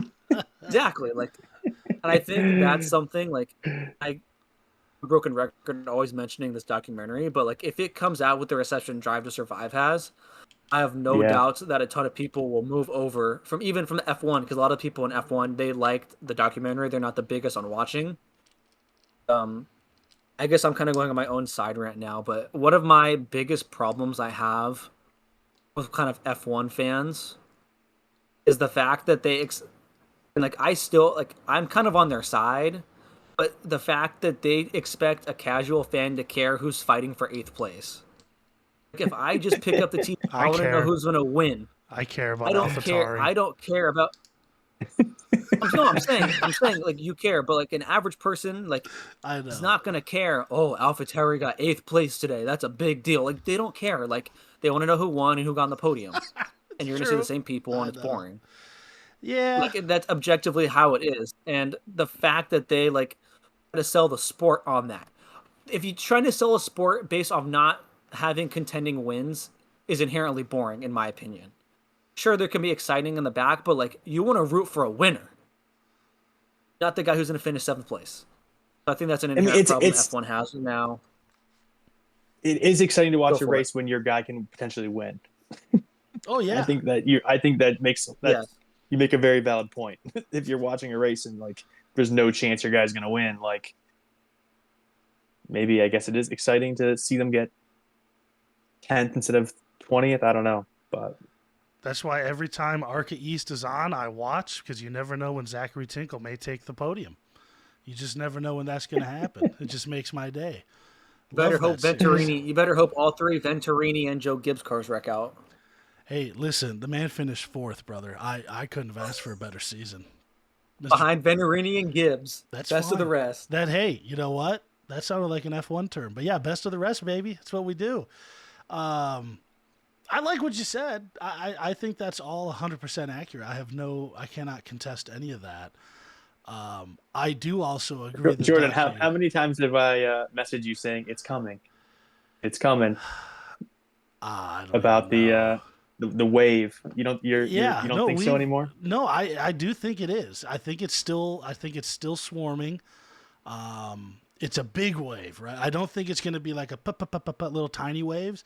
I think it's just a big fat tsunami that's been spinning and spinning and spinning. And I think that this documentary, because they followed the championship specifically, right, which is the playoffs, the playoffs to the championship, it's that specificness of what they're doing is gonna really bring some good light to the non NASCAR watchers. They're gonna really understand there is more to it than the turning left memes and all that stuff. So the Drive to Survive phenomenon, if we get 20% of that, we are in for an absolute party. It's just a rager, a rave, whatever you want. I mean, it's going to be epic. And hopefully, I think a mix of that's going to be people that have never selected to watch a NASCAR race on live TV or been to a race. And I think a part of that will also be avid fans of the sport that will just naturally find their way into the card side. Because even at the track, this last championship weekend, I probably met, 30, 40 people in the pits that just had no idea that there are still trading cards and, the stuff that's available for racing, NASCAR. And having our group on the hood of a car, a lot of conversation in the pits and on the pit road and in the garages and just in general, waiting in line to get a hot dog and a lemonade. The guy, tapped me on the shoulder and said, "Hey, that logo's on which cars? I saw that down on pit road." I said, "Yeah, it's Kyle Sieg's car, and that's our group." He's like, "Well, what is it?" And I sat there and he's like, "Are you kidding?" I'm like, "Yeah, it's what we do." And he just lit up. He couldn't believe that he could get cards with autos. And I told him about, like the jumbo patches and like big swatches of the suit. And he was stoked. He was generally surprised that there was a thing like that still. So gave him my info. He took a picture of the shirt. He did end up joining the group. He was one of the 60-some people that joined that weekend. And, that's just a small, small sliver. So I think it'll be good. The documentary is going to help. And the more eyes on it, the better. And I'm all for so-and-so, YouTuber or influencer, whatever you want to call them, opening some more product. I could do it and post it and get, 40 people that watch it, but they're already, in the group. So it would be good. I love, Jeff opened up some NT with the Dillon brothers. I thought that was just a great episode. That was sweet. Yeah, that was cool. I was about to mention, I think it was a missed, I hate saying it, but I think it was a missed opportunity to do something a lot cooler. Yeah, it could have been. I think there was a lot of potential there that was wasted. Like, there could have been, it's the Dillon brothers, not like the most popular NASCAR guys, but you got two of the athletes there with you, and it felt like kind of like a half-assed thing. It was. Because I swear to God, if they went to Patrick Mahomes' house, how many episodes would they have made? Well, us opening with Patrick Mahomes. It's just true. Us opening with LeBron James. But all these guys, they would make so many videos about it. But a Mahomes out of 99 non-game worn swatch from NT still sells for $400, whereas a colossal glove patch door number 3 of 3 Austin Dillon sells for $4. So, I'm just calling it like I see it. I don't think it should, but that's just how it be. Fair. Percent fair. I still think it's awesome that Jeff took that they did that on such a large platform, because he could have just not done it at all. And Ty and Austin are big collectors. They collect a ton, and Austin is known to put inscriptions on cards when he's not asked to or supposed to. He still does it because he knows it's kind of a cool thing to collect, which I love. I think that's one of the coolest things out there. So that was awesome. But even if drivers aren't involved, just more product getting opened by somebody with a really big reach is not. I don't think it's a bad thing. A lot of people that I know of for sure don't like it because we don't. If more people open it, then that's less for me. No, wrong. The more stuff that gets open, the more stuff hits the market. Your stuff will naturally increase in value, and instead of having to hawk 15 relics and 10 autos for $25, maybe you actually get $3 or $4 a piece down the road. Maybe you get $5 a thing. That little. It's the I don't like this term, but the trickle down effect through the hobby is a real thing. We've seen. Yeah, but Jordan, I think that not to cut you off there. Please go ahead. I think NASCAR collectors are, they're one and the same with just the NASCAR guys is that they don't want change. They hate change. They don't want the prices to go up. They don't want the car to change to the different generation car, or they don't want Toyota in I remember that. Yeah, when Toyota, I remember that. So it's like, oh well, it's a good thing because it gets more eyes on the product, and then values go up, and that just means to them, this means they can't get a box of Donruss for $70 anymore. Yes, now which I kind of get, but like at the same time, I mean, it would be great if some of the values of some of the cards kind of leveled up, like met up with the other sports, and kind of got I guess in my opinion, kind of got the respect that other athletes did. Absolutely. Absolutely. Like I will use Richard Petty as an example here. Okay, 7-time champion, raced for how many years? Had how many national, international sponsors? Has had how many drivers race for him? Has done how many meet and greets with fans? How many interviews? How many events? The man is an absolute legend. And I mean, here's the thing. I mean, like we like to that point. I mean, Richard Petty, like he was racing during the days of Mickey Mantle. Exactly. They were at the peak, at the top of their respective sports at the same time. In the 50s and 60s. Like, I think that in the fact that Mickey Mantle is like this, like no disrespect. I mean, deservingly so. He's like the hobby, the golden boy, the icon, the Mickey Mantle. It's kind of unfortunate. And who knows? Maybe there are some weird promo card type deal, Richard Petty cards from the 60s that no one knows about yet. You know what I mean? That might get uncovered one day. Even though when was his first NASCAR race in like 59, like yes, in the 50s at some point. Yeah, end of the late 50s. I know for sure late 50s.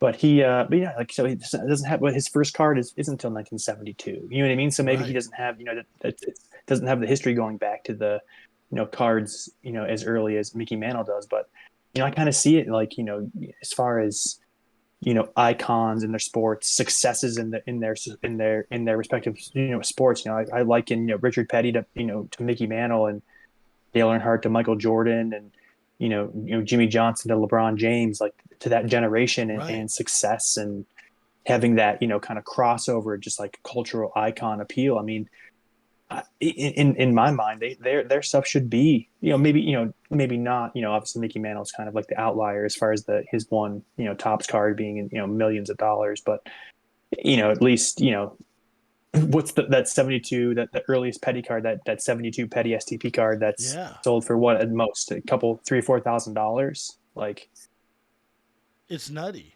And how many of these sports figures, your stick and ball guys, have the incredible career and then go on to coach or own a team? Almost none, right? But all these drivers, we can name 3 dozen, 2 dozen at least, successful driving career. They go on to run a team, own a team, Some bring up teams, yep. drivers, race Le Mans, all the stuff. You name it, Indy. It's multifaceted, and you know a lot of people. Well, Had racing's generation racing. had their kids and grandkids racing and are Yes, successful. Have come from families of it. You know what I mean? bingo. You know the Petty line, the Gibbs, all these guys that have multi generational talent.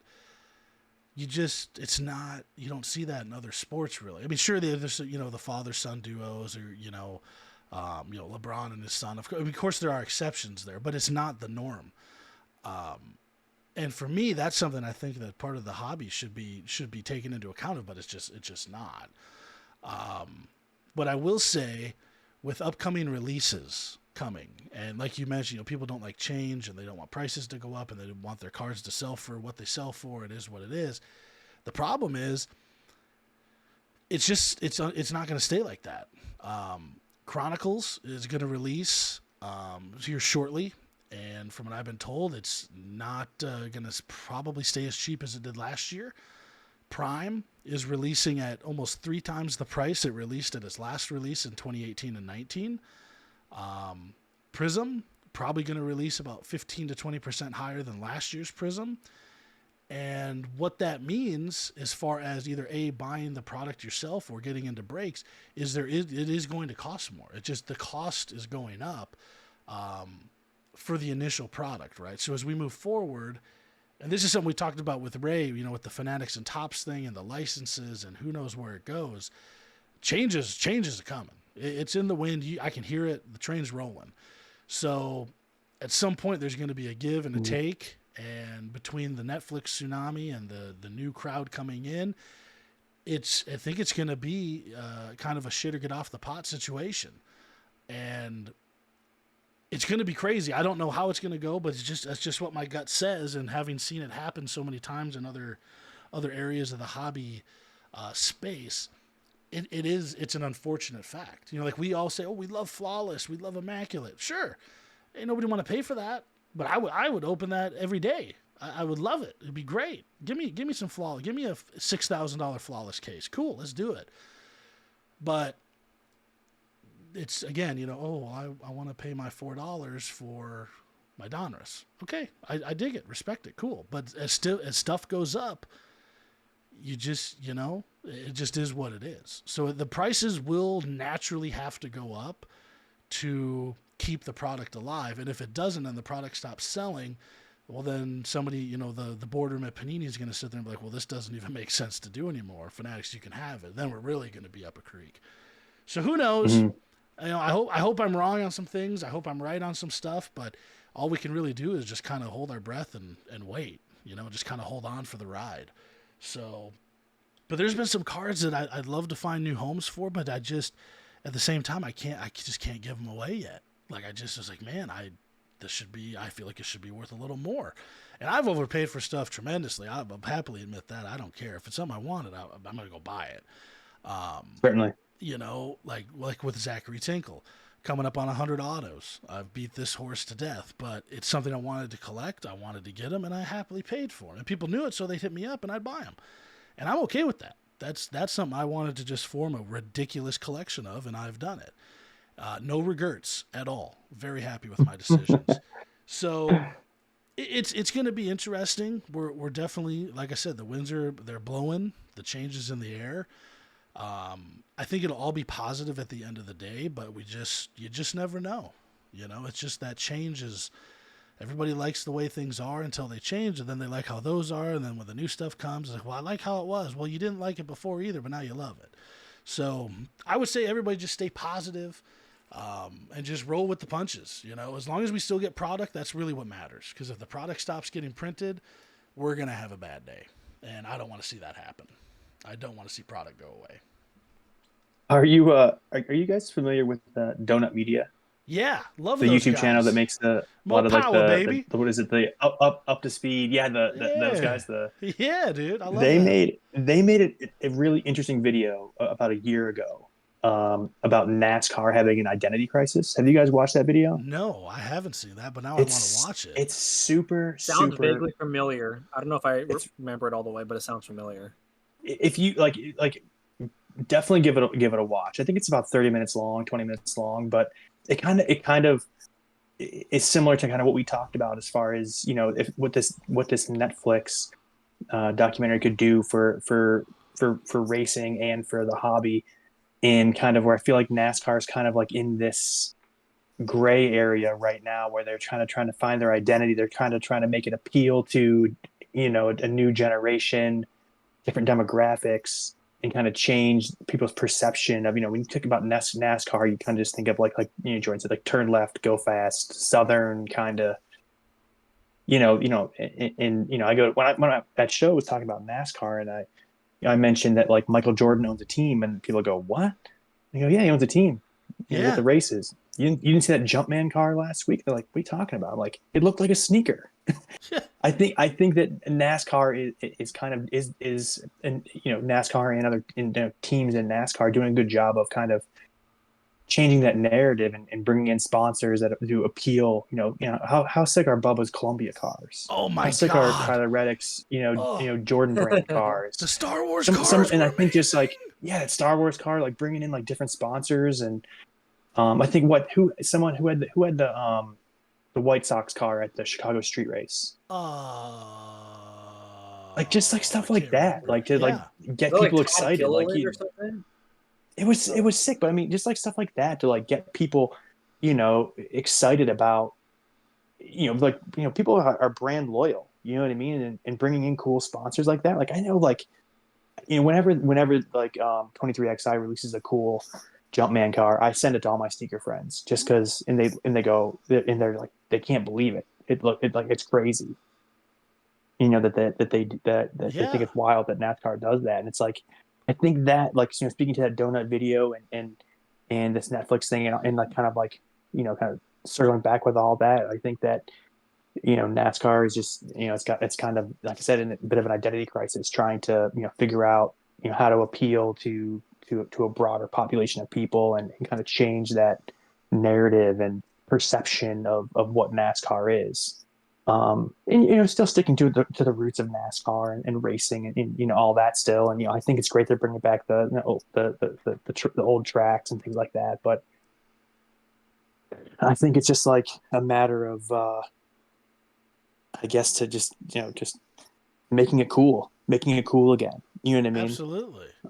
With the new cars and the sponsors and the personalities, and hopefully they kind of try to shine that, put a spotlight on that with this Netflix documentary, and really kind of open people's eyes to, like, how interesting racing. Because listen, as a kid going to the track with my dad, sitting in the stands, honestly, like, I almost hated going, just because, like, it got old. It's hard to appreciate when you're a little kid. Right. And I was listening. It was small tracks in Pennsylvania. Like I said, just like, asphalt late models. It wasn't anything. They were very successful, and they had, whatever.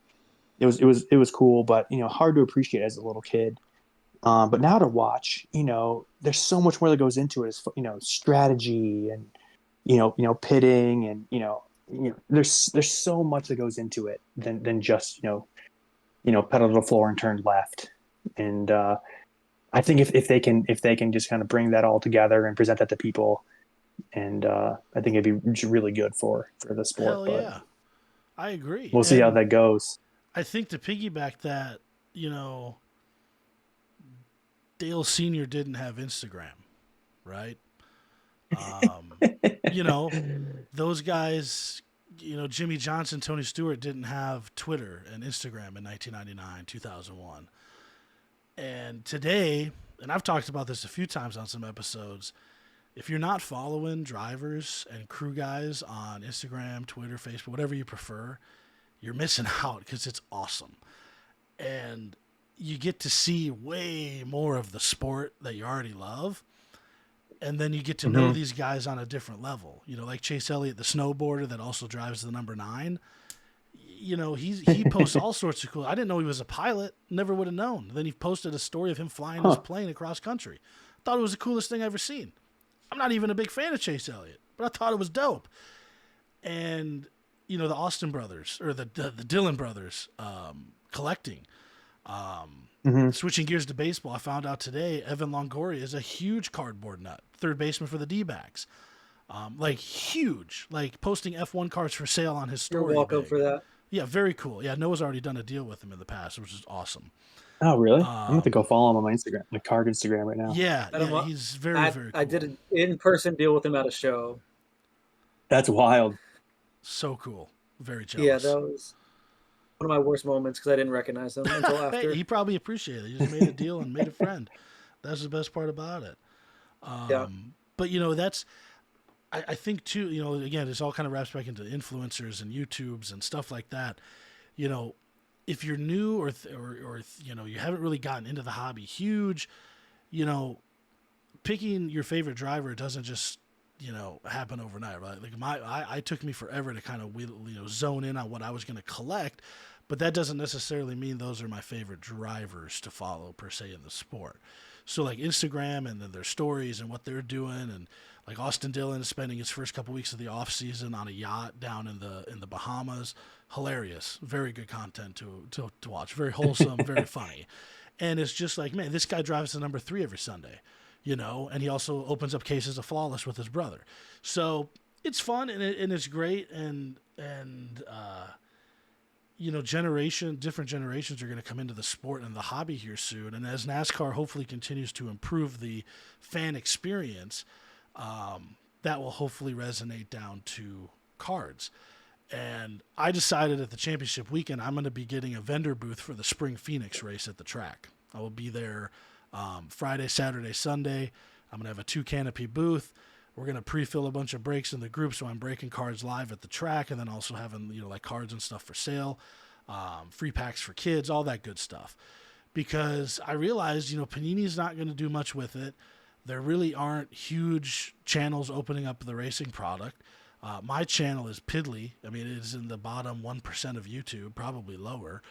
And we have our awesome core group on Facebook, but they already know what we do. They already know about everything.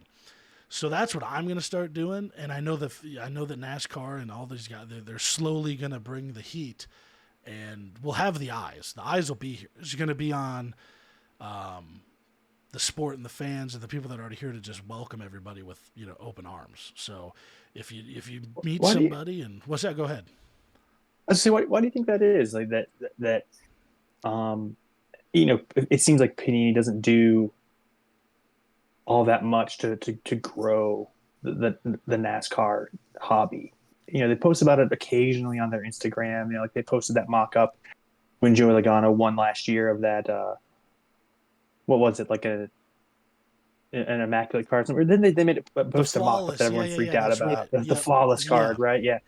And like, why don't you think they do more, like going to races and why don't they have like a marketing team out at the races handing out cards and talking about cards and I know Joey Logano posts about it on his social media, like occasionally he was supposed to give away some cards, I think, and then I don't know if they ever did, but I feel like there's just a missed opportunity there. Like it is. I'm sure that obviously Panini looks at their numbers and they see that racing probably sales are much lower than football and basketball, but it seemed like it would, in my mind, it would be the biggest opportunity to grow that part of their industry. But it seems like they kind of just like you would think that's you don't really see much of it.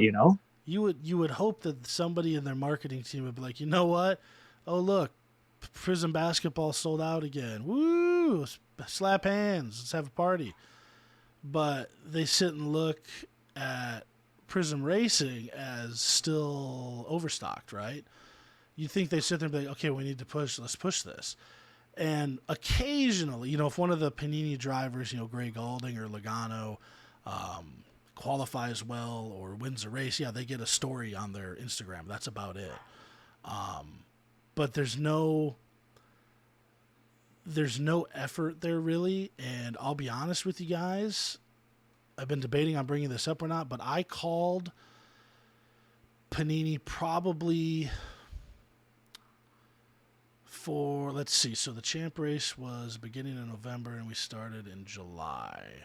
So from July to the end of October, I probably called 3 times a week, left a message every time, emailed, never got a response. I always got the generated, thank you for inquiring, we will be with you, blah, blah, blah. Panini customer service or whoever I was emailing that day. Never once did I get a call back or an email back or an Instagram DM or a Twitter response from anybody about working something out for the championship weekend. Even having a sports card trading group on a primary sponsor on a car in the Xfinity series, couldn't get a response. And I thought that would be like they're going to be in now. No, nothing. Not one chirp back, not anything. If I call in a redemption, yeah, they call and I'll talk to a live human within 5 minutes. But anything else, it was non-existent. And it really just feels like they have the license. They're going to print what they want to print. It's going to sell when it's going to sell, and that's it. It's just a stream of income for them. And I really think that's how they look at it, which sucks because I feel like we really missed a cool opportunity to. And I offered my last couple emails. I said, listen, I'll bring cases of NT, Prizm, Prime, whatever you want. We'll do. If you can get me in with a driver, if you can help me set up this, or maybe you can send out one guy, make a video, blah, whatever to promote the product. I'll pay for it. Pay for all of it. Still couldn't get a response back. Which sucked because I was like, man, this just seems like a really good opportunity for everybody involved. And if I'm offering to pick up the tab, what are we doing? Nope, not a peep, nothing, man. Even talked to some people. Like, I'm like, why? Like, yeah, why isn't there racing fans are like. They spend more money than NBA and NFL combined. I guarantee it. Huge on merchandising, shirts and hats, and jackets and everything. Why isn't there a Panini booth at every race? There should be. There should be a whole trailer. There should be a Panini merch trailer stuck right between Hendricks and Gibbs. Should be right there. If someone's willing to go to a race and they're going to spend $30-$40 on a hat, why wouldn't they spend $25 on a jumbo patch of a piece of a hat that their driver wore? Yeah, no, you know what I mean? Like I feel like it's such a missed opportunity to just spread get the word out that the hobby exists, and you can open a box of cards and hit a race used fire suit patch of your favorite driver or an autograph card out of that. It's just like exactly. Hey, and listen, Panini, if you're listening, you want to send the three of us to every race next year to promote your product. Say less. Count me in. I mean, I'm doing Phoenix on my own. I already talked to the track. I got all the vendor information. I'm going to pay for it probably next month. I'm going to have a spot there, and if it goes well, I'm going to do the championship weekend too, which is obviously way more expensive. But my plan is to I'll break live, have a big screen up front so people can watch and see what's going on. All the group info. I'll have cards and packs for kids with a Sharpie so they can go and try and get autos. Free pack. I'm going to just try and get people exposed because I'm telling you, when we were waiting in line to meet Carson Hocevar at the Legacy trailer on Sunday, he was doing a 15-minute signing. And again, somebody asked what my shirt was, and she was like, "Oh, that sounds pretty neat. I didn't know they did that." I'm like, yeah, they do. And she walked up. She was next in line. She bought a Wendy's hat. She bought a Wendy's shirt. She bought a Legacy hoodie. And then she bought like two 164 die casts to have Carson sign. She probably spent like $300 in a matter of 30 seconds. Didn't blink, didn't hesitate, nothing. And for me, I'm like, man, you know how many Hocevar cards you could have got for that? Like, that's how my mind works. So just go buy a couple, give them a couple packs of cards. You're probably gonna pull a driver and get that signed. I actually had a box of 22 Donruss Hobby in my backpack, and if the signing wasn't like 5 minutes away, I was thinking about just ripping it real quick to find some Hocevar cards to hand out, but we just didn't have the time. That did cross my mind. It did, and then we opened up that box later, and there was 3 Hocevars, one of them which was to 49. So it just needs the exposure. I really think exposure to what's available is the big part. And I'd even do the California race, Vegas, Texas. I could hit that whole Southwest if there was some sort of agreement between Panini. Like I'd foot whatever bill, but like, hey, let's get it set up together. Send me out a rep. Give me some stickers to hand out. I don't know, something, just so that your name is associated with us and we can get that out. But I just don't think they have any desire to do it. You know, I just Which is truly strange. Do you don't. think that like if you I think you know. think that growing their business would be the only thing they're trying to do? You'd think, It's especially like, with losing the two big licenses, you'd think, okay, well let's refocus and let's pump out or redirect attention. But no, they're still. It's every day is 40, 50 slides on their Instagram is basketball release number 73 of the year or whatever, NFL. Yeah, it's like I just okay, we get it, you have it, but you also have this little gold mine sitting here that's just getting overlooked. It's and NASCAR offers the best of both worlds, collecting, and I know a lot of people don't like to talk about it, but flipping is definitely a thing. I don't think there's anything wrong with profiting off of cardboard. Nothing wrong with that at all. It happens in all sports, but just need more eyes. and I think honestly with the price of a lot of NASCAR boxes, it's real easy to make your money back. Yeah, it's hard to lose. It's Like it's hard to really get buried. I've obviously Donruss is incredible. I mean, Donruss return this year was The value in super Donruss good. is just the return is unbelievable. I don't think I lost on like 10 boxes I opened on that product. Yeah, and as much as I am not the biggest fan of Donruss, he's right. They did a great job with this year's release, other than the rookie class. I mean, the one thing that is consistent though, at least with with NASCAR, other hobbies, other sports, you can still get cooked on National Treasures. Oh yeah, you can. Yeah, buddy. You can spend $400 on a box of National Treasures and still get cooked. Yeah, I mean, realistically, unless you're opening 2020, it's really a bad gamble. To don't. I mean, at least 2021, you had first year Jeff Gordon Panini Correct. autos, which was sick. Right. Those cards were sick. Those cards are beautiful. You know what I mean? But I do agree. But that's the thing. Some people need to realize. A case of NT right now is like $1,500, $1,400 for 2022. That would cover 3 cards or 2 cards out of one box of football.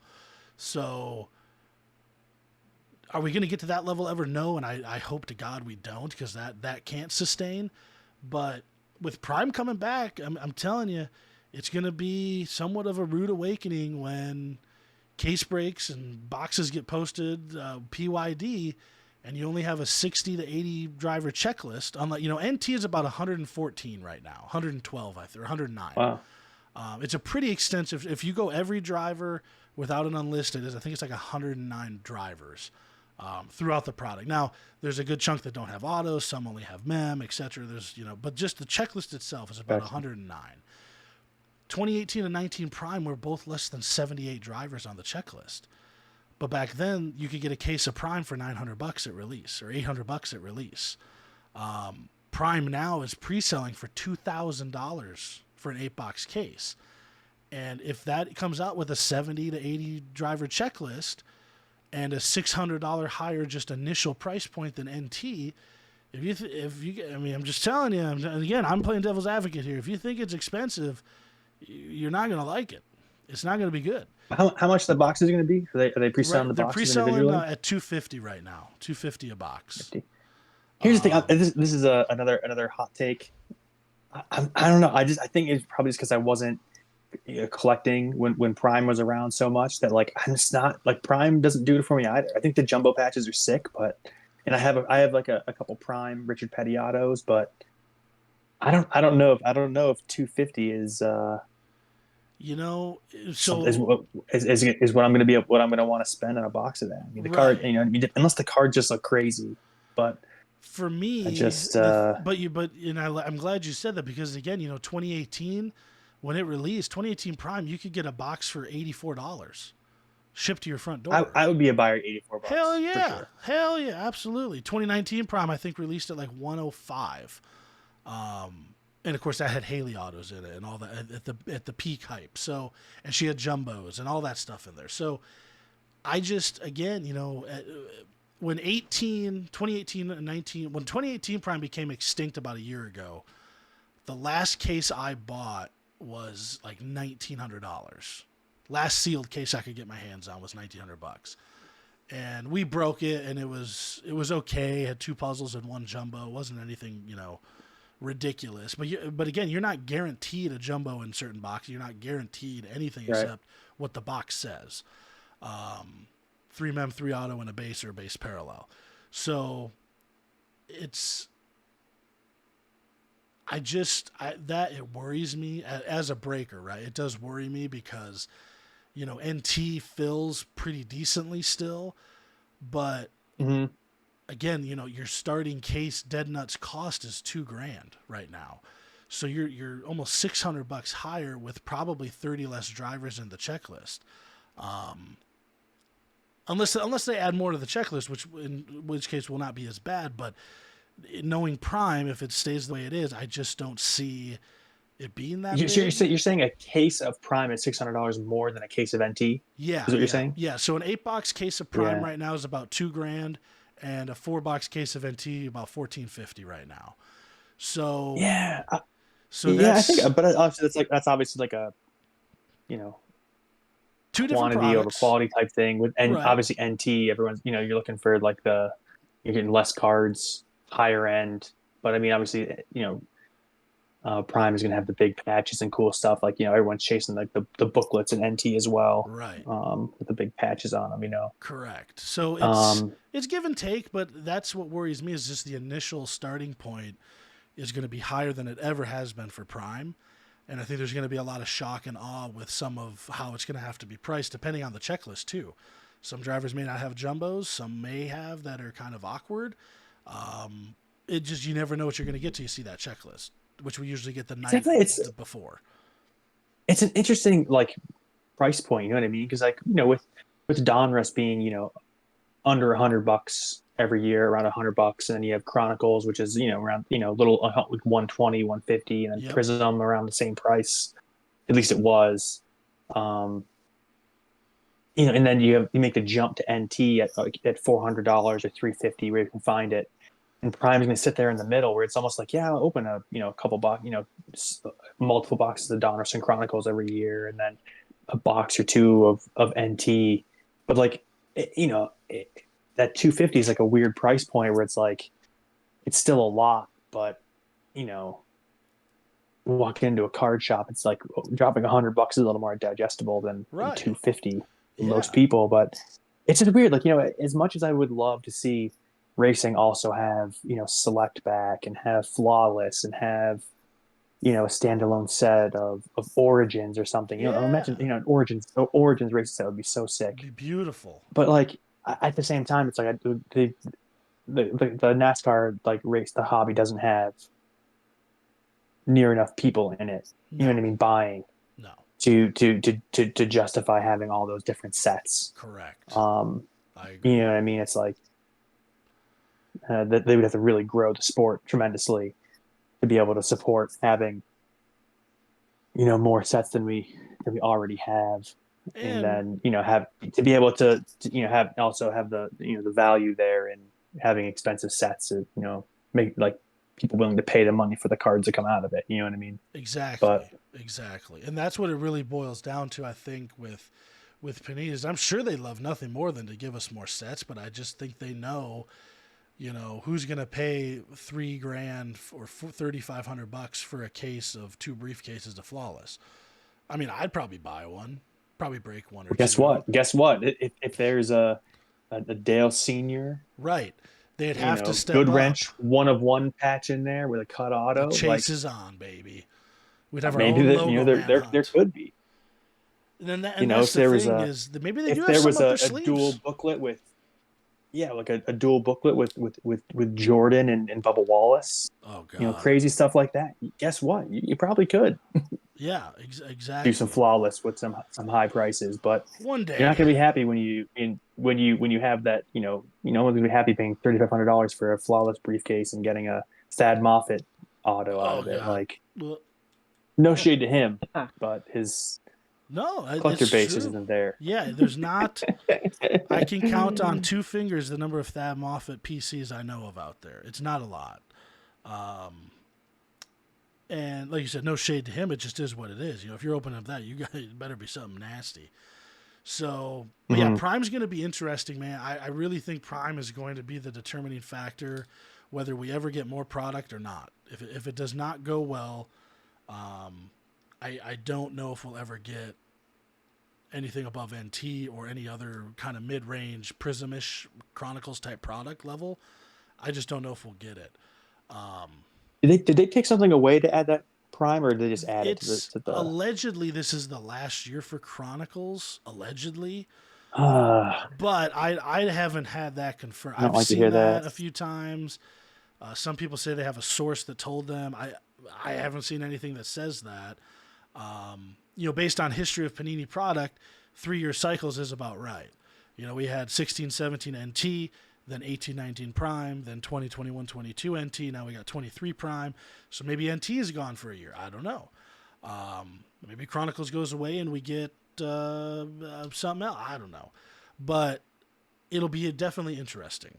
I have no doubt 2024 is going to be it's going to be an interesting year for us.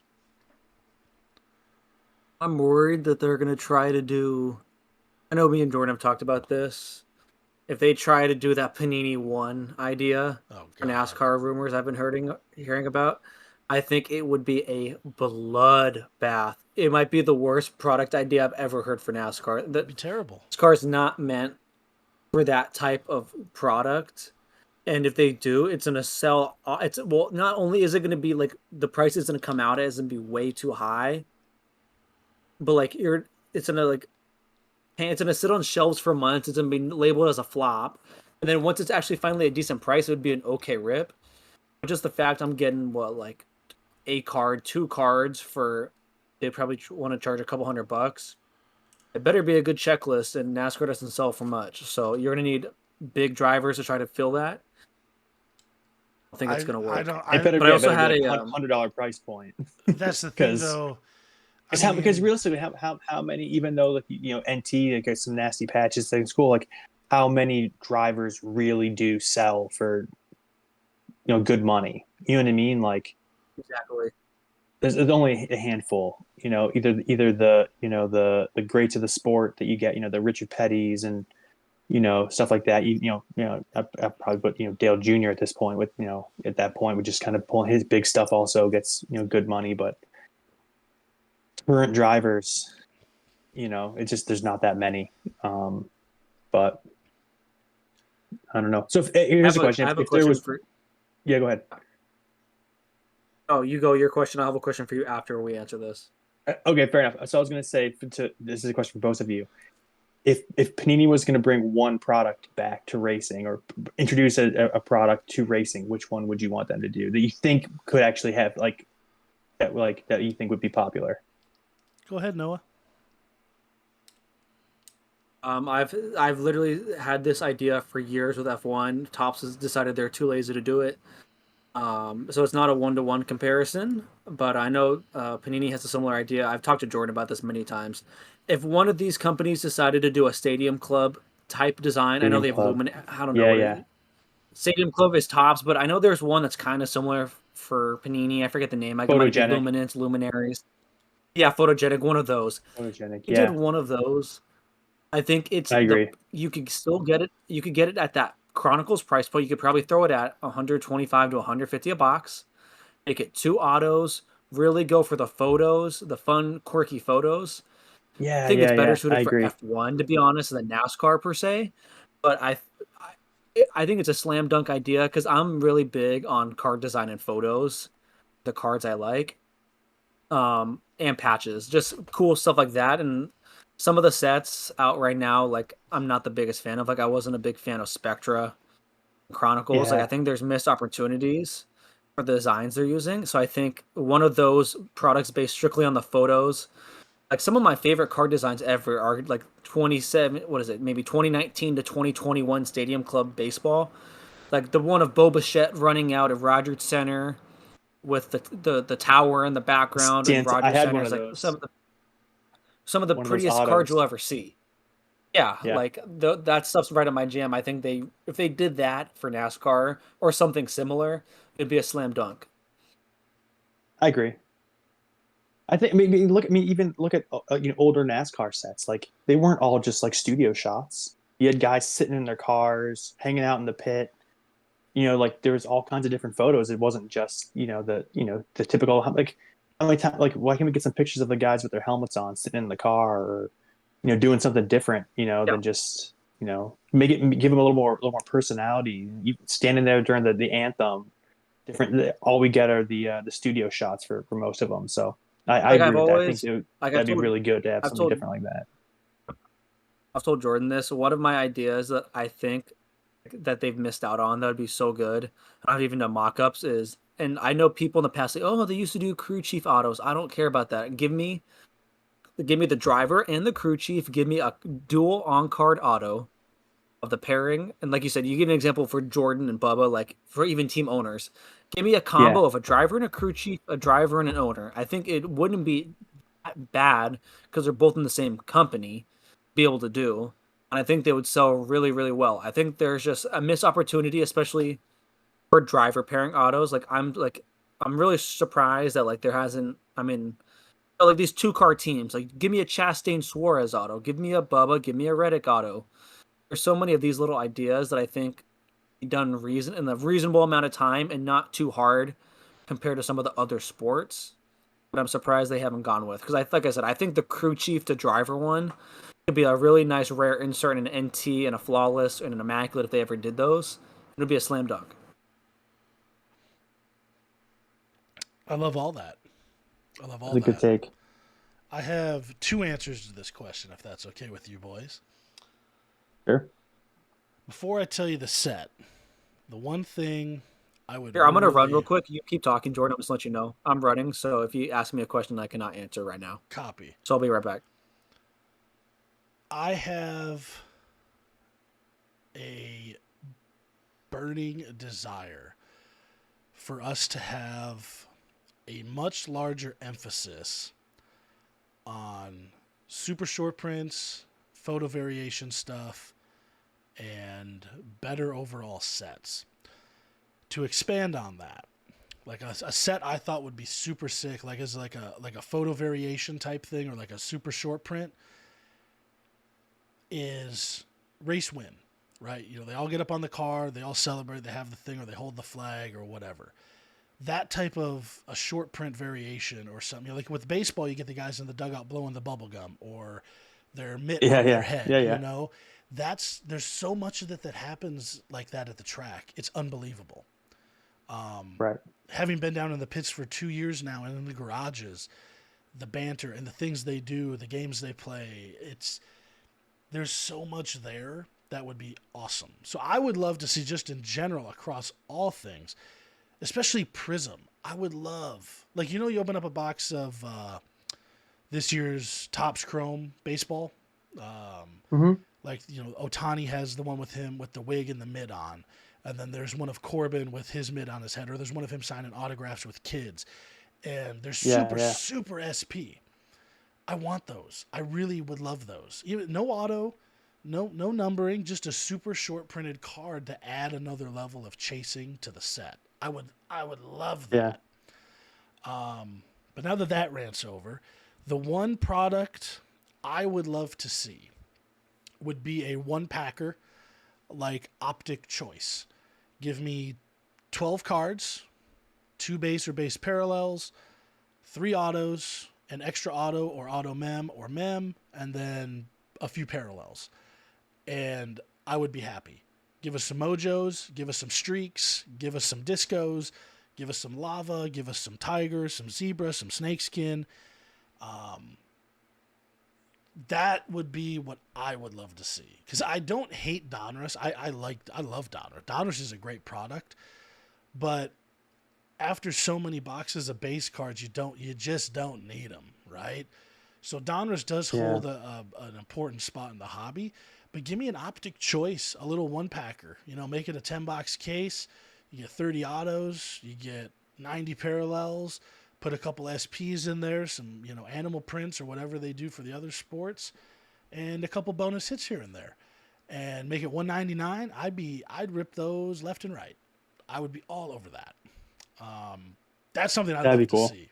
Same could go for like an obsidian, right? You know, an 8 card pack or something like that. Just kind of a mid to mid high, not high end, but like higher mid end.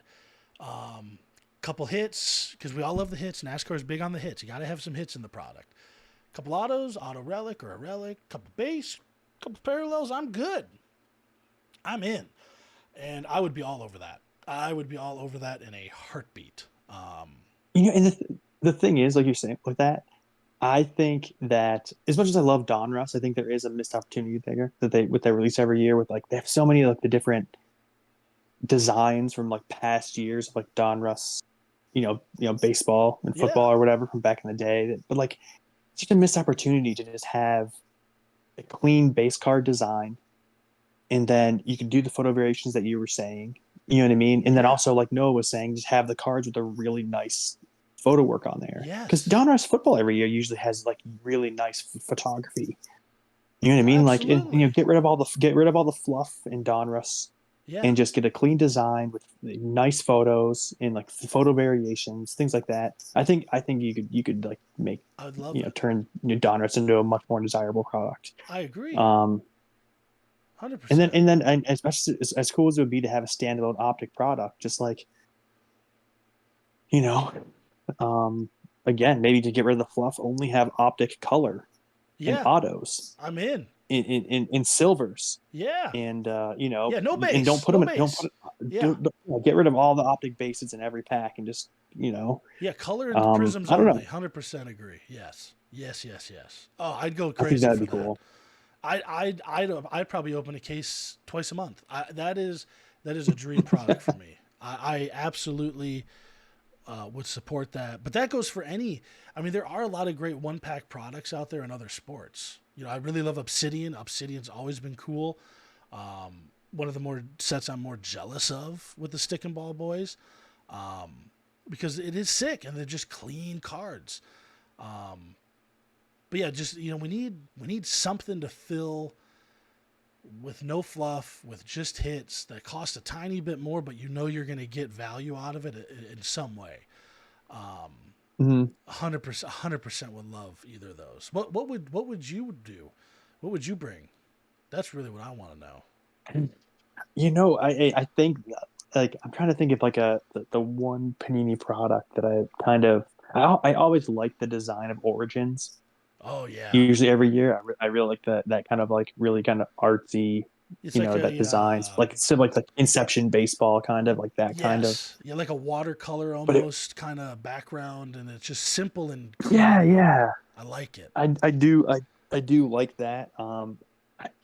It's hard for me to find the value in that product in football, just because you get like napkins and sticker autos, and it's just like the Right. cards look nice, but you get smoked with the price. You get an eighth round Um, draft pick lineman that never made it out of the combine. yep, Not a good in a day. in a practice Yeah, jersey, you know what I mean? Like, yeah.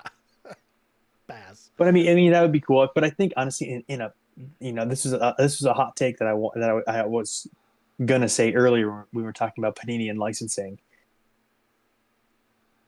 With all of the hockey that I've been collecting lately, I think it would be so sick if Upper Deck got the license to NASCAR. I And we think they got could do Upper Deck something great. Racing, and we got Exquisite, and I think I love Metal Universe so much. I opened so much Metal Universe. A Metal Universe racing product would be awesome.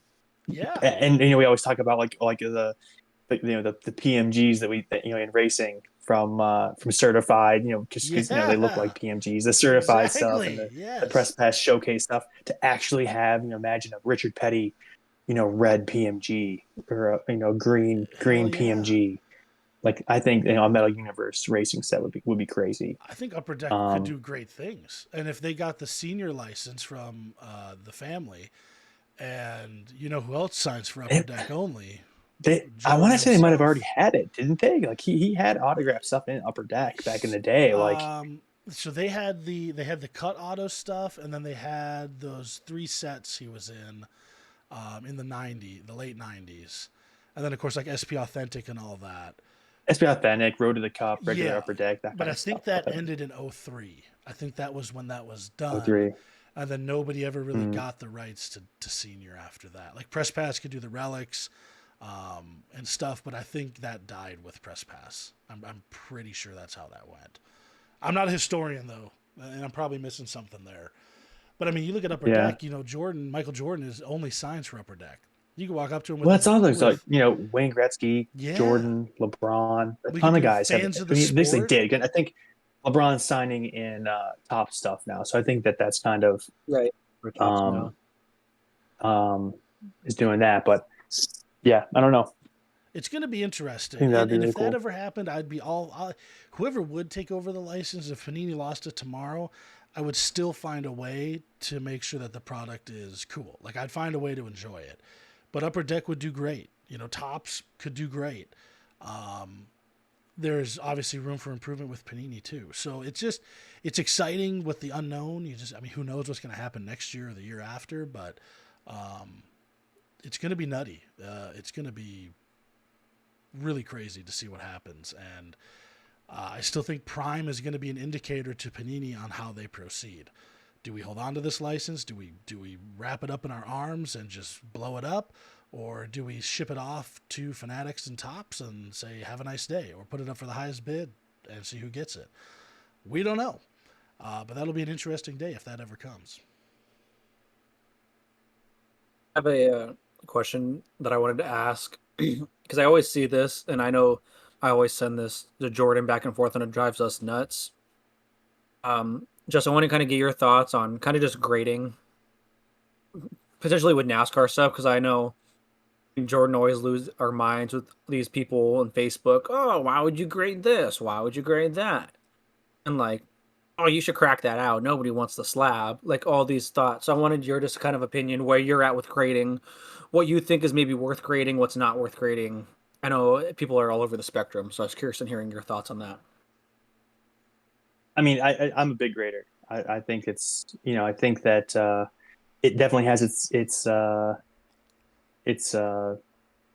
know areas that need improved as far as inconsistency with grades and cracking cards and resending them and what I mean, depending on the grader, things like that. That the usual gripes people have, but I think it's awesome. Especially if you have cards from eras that aren't rare, they made tons of them.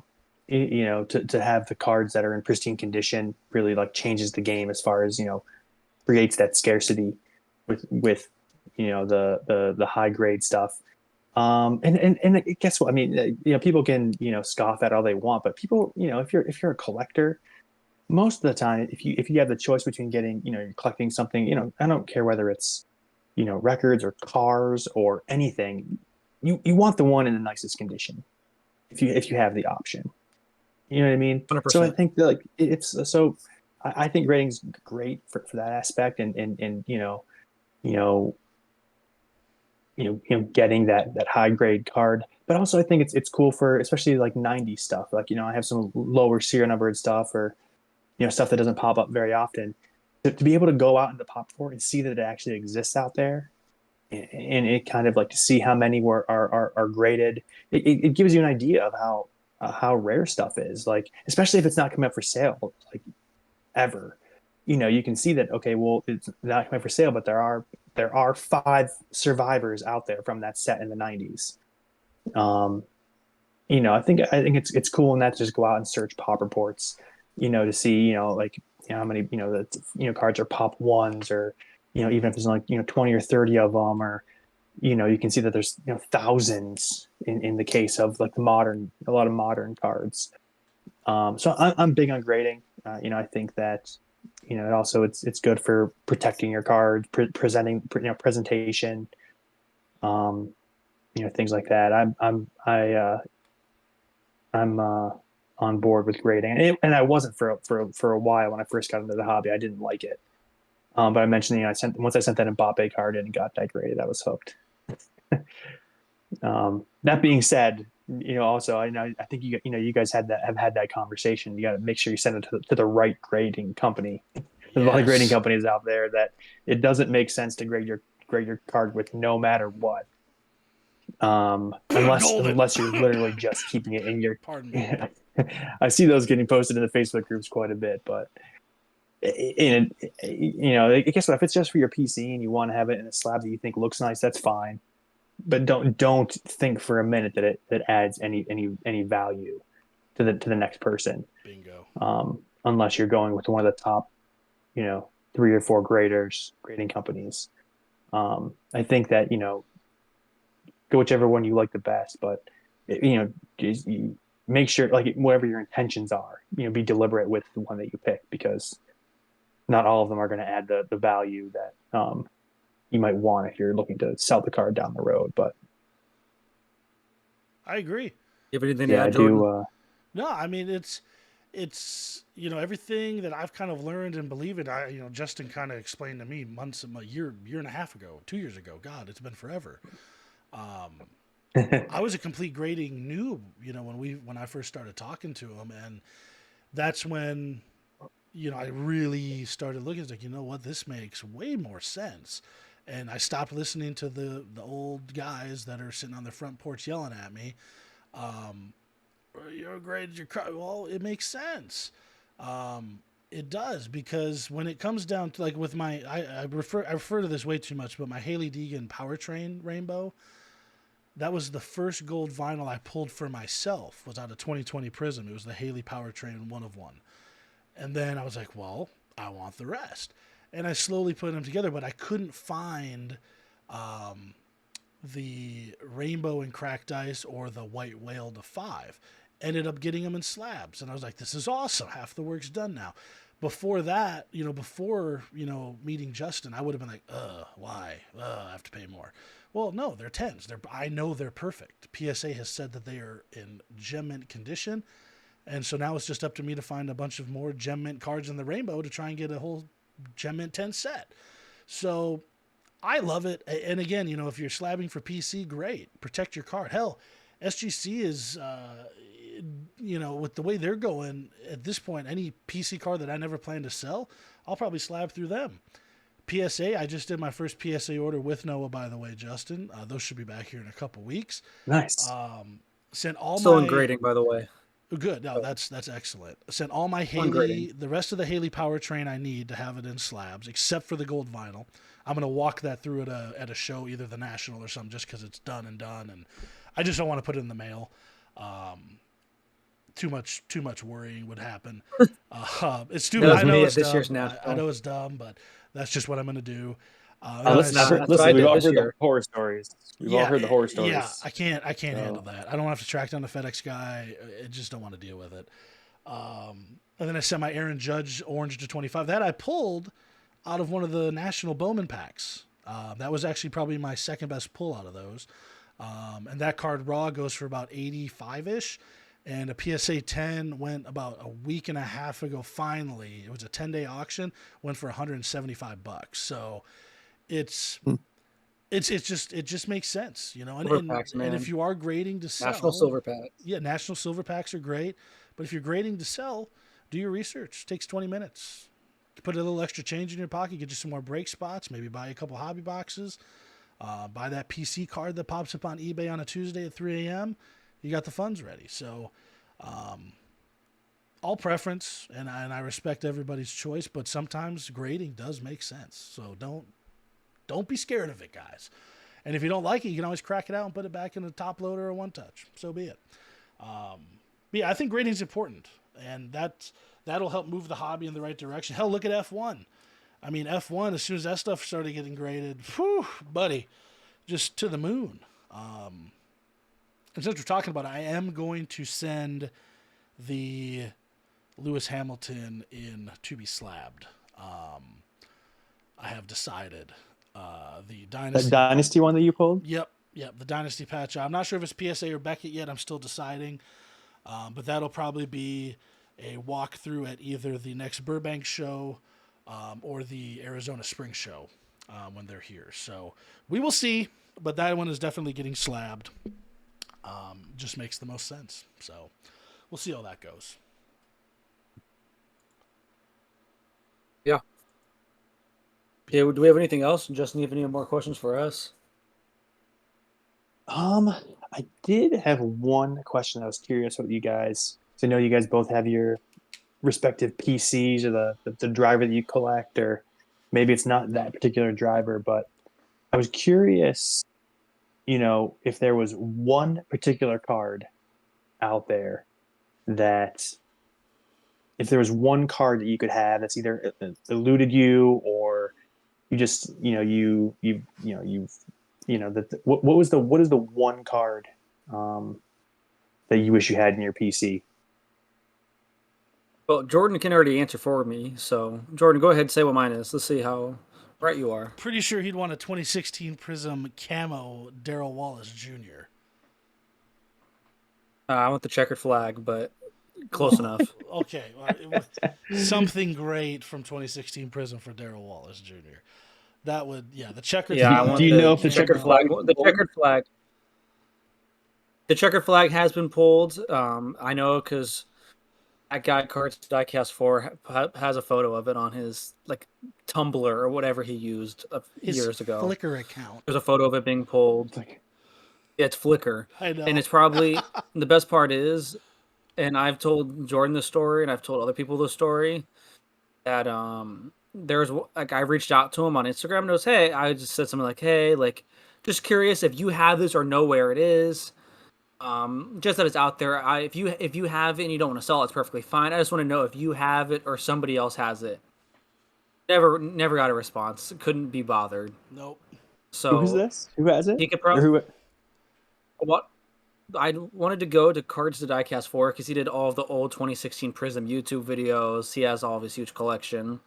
I thought that was the very logical place to go to, considering he has the Chase Elliott one of one from that year. He has all of, like basically every big card from 16 and 17 he has, and he has basically every one of one Haley Deegan rookie auto. So Yep. I thought that would be a natural place to start. But it's like old man yells at clouds. He can't be bothered to respond to me. Yeah, it's so true. Yeah. Interesting man he is, indeed. Um, so for me, I'm curious about yours, Jordan. I don't know yours. This will be fun. so there's a couple things I could answer with. Um, the big one that I really need to track down, one way, shape, or form, is the 2020 Prism Powertrain Black Finite one of one for Haley. That would really complete the rainbow. I am content with what I have, having everything else, soon to be slabbed. But that black one of one would really, really just make me happy. I would be very excited to have that. As far as completing a rainbow goes, for a just normal PC card, I would really, really, really, really, really, really like one low number, like either the 25 or less, disgusting Dale Senior patch, like either like a jumbo showcase or even like a press pass legends, like the nice big square swatches, something super low Mm-hmm. numbered with a really unique swatch. I've had a chance to buy a couple that just been way too much for me at the time. And I'm kind of picky. Like if I'm going to get one, I really want to get like, well, that's it. That's the one. That would be a really big ad for me. Um, and Like then that nasty Bass Pro Shop patch yes, that I've missed twice now in yeah, Facebook groups. yeah, like that one, or like a part of a good wrench. Like there's that good wrench set on eBay right now for $10,000. Um, Mm-hmm. Shout out to Richard. Hope you sell Hope he it for gets every it. I was penny. about to Yep. mention that one. Um, Something like that would be really really cool. Just like because that's the peak for me. Yeah. Dale's the man.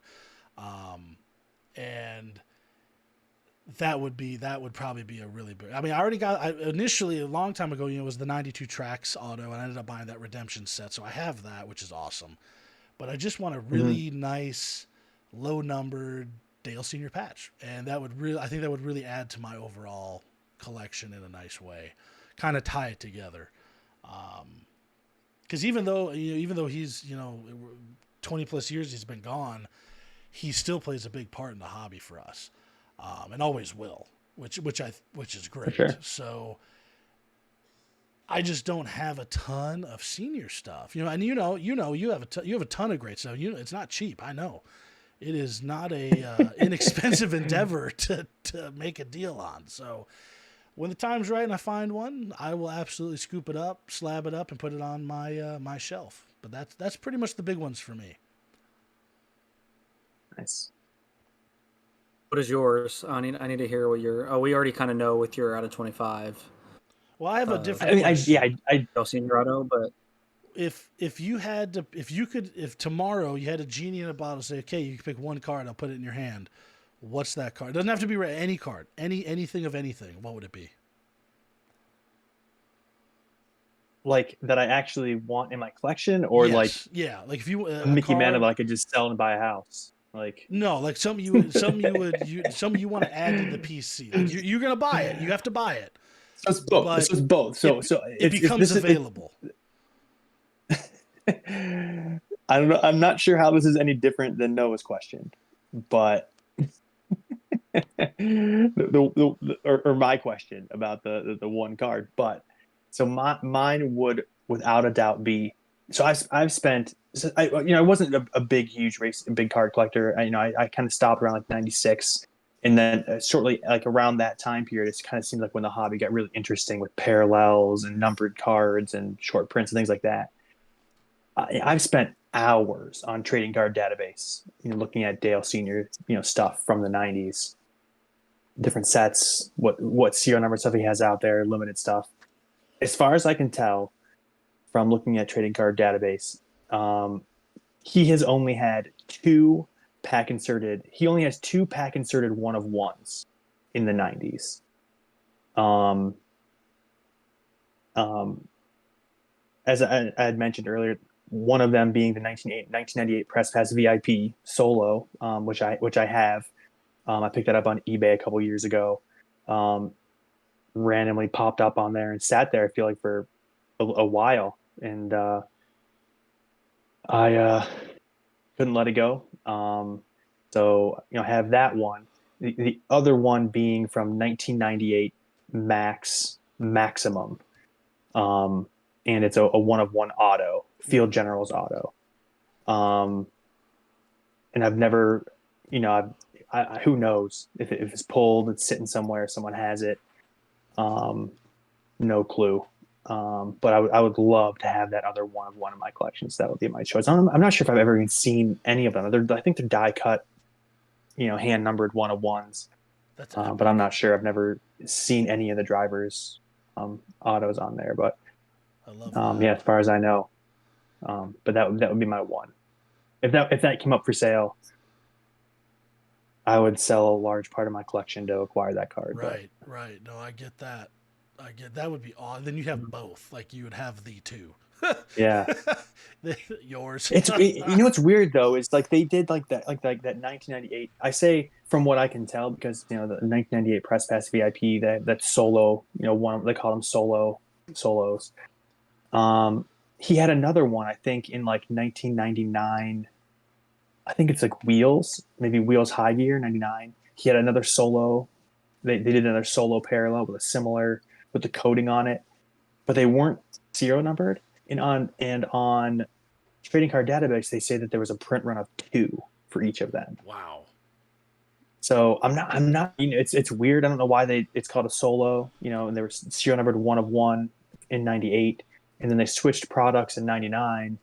It still called them solo, but then didn't serial number them, and they said that it says that there's a print run of two for each of the cards. So I'm not sure. That's nutty. But even two is obviously that's still not very many. I would love to find the solo from that product as well. But that '98 Maximum auto, and it says only one of one auto, so um, Wow. that would be That'd be that would be really huge. cool to have. It's weird. I know. I think we all talked to, or Jordan, you and I talked about that one of one that just sold on eBay a couple days ago. Yes. That or a couple weeks ago, that Dale Senior one of one. Yep. That was kind of like what was that from? That was from Press Pass Showcase, wasn't it? Or no, it was from. Yeah, I think it was from Press Pass Showcase. That's right. Yeah, yeah, yeah, But it yeah, was yeah. weird. Yep. But I couldn't figure out because there weren't any one of one parallels in that set. So I was like, it was just made no sense. I didn't bid on it. And I figured out after the fact, if you go on trading card database for that set, if you go and look, there was like a weird like eBay promo release that they did. And it's Huh. from that. I guess like Press Pass must have put some cards as a promo on eBay, and they were all like some of them are 1-of-1s. It's from that. So Wow. would have been cool to have, but I couldn't. I was skeptical on whether or not that was a true 1-of-1. Right. It wasn't pack inserted, but it's still it's at least it was it was a card manufactured by Press Pass. Um, so it would have been cool to have in the collection, but yeah, That would have been nutty. Well, I hope we find you that other one of one, so you have two of them, and then you can say you have them, because that would just be just the ultimate flex. And it'd be so low key. someday. It'd be so low key yet so high key at the same time. It'd Coming. just be awesome. It would be so good. Um, yeah.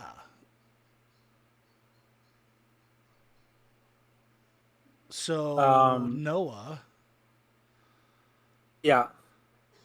I think it's time for the You want me to elusive. go for it? I think it's time for the elusive question we ask everybody. All right. So this is the question I love asking in our episodes to our guests that come on. I'm kind of curious. Maybe in the last couple weeks, what's a card, maybe three you picked up that you're kind of excited about, or just what have you been picking up recently that you're sure? Yeah. So if I haven't been really buying much racing, but if anyone who looks at my For it, Instagram or whatever you follows me buy. on Instagram, I've been really big on Alex Ovechkin. I've been buying Yeah. his stuff pretty steady for the past year or so. So there's a few cards I've been picking up of his. Actually, him and Wayne Gretzky. I've been really big on some of Wayne Gretzky's '90s stuff. Um, but I did pick up a 1-of-1 Alex Ovechkin auto Whew. that I'm pretty excited about. That just came. Actually got delivered on Sunday. Weirdly, USPS brought it on Sunday, but it's from Panini Limited. When Panini had a hockey license, in like 2010, like 2000 and like I think Oh 14 or yeah. 15. I forgot Um, all about it that was a product. 2000 and it's a 2012 limited Those are some weird um, years for releases. 1-of-1 Ovechkin auto, and it's got a manufactured NHL shield on it. Um, but it's a sweet card. I wanted that. It popped up for sale, and I wanted a 1-of-1 Ovechkin, and I was able to get it for the right price. So That's beautiful. that is my one big purchase that I'm really happy to have. I think it's raw as they go through eBay authentication, and it felt like it took forever to get to me, but it came unscathed, no problems. I think I might send it to BGS. Nice. I can't decide if I want to actually have it graded or just get it off in an authenticated slab. I've seen some cards look nice in just the BGS authentic slab, just to get it on the pop report, Yep, I and concur. have it protected. And it's a 101. And It's a beauty Yeah. of a card. yeah, and so really the grade doesn't matter, realistically, it's only one. You can't find a better one. You know what I Right. mean? So Right. if it didn't grade high, but and then another purchase that I'm pretty excited about was there was a Flair showcase set in 2006 that they did for hockey that I love. Oh. Um, and they did, as they have in the '90s, they did a legacy collection parallel for the cards in the set. And Ovechkin actually has four cards in the base set. And each one of those four cards has a legacy collection parallel. Two of them are numbered to 100, one is numbered to 50, and then the last one is numbered to 35. Huh.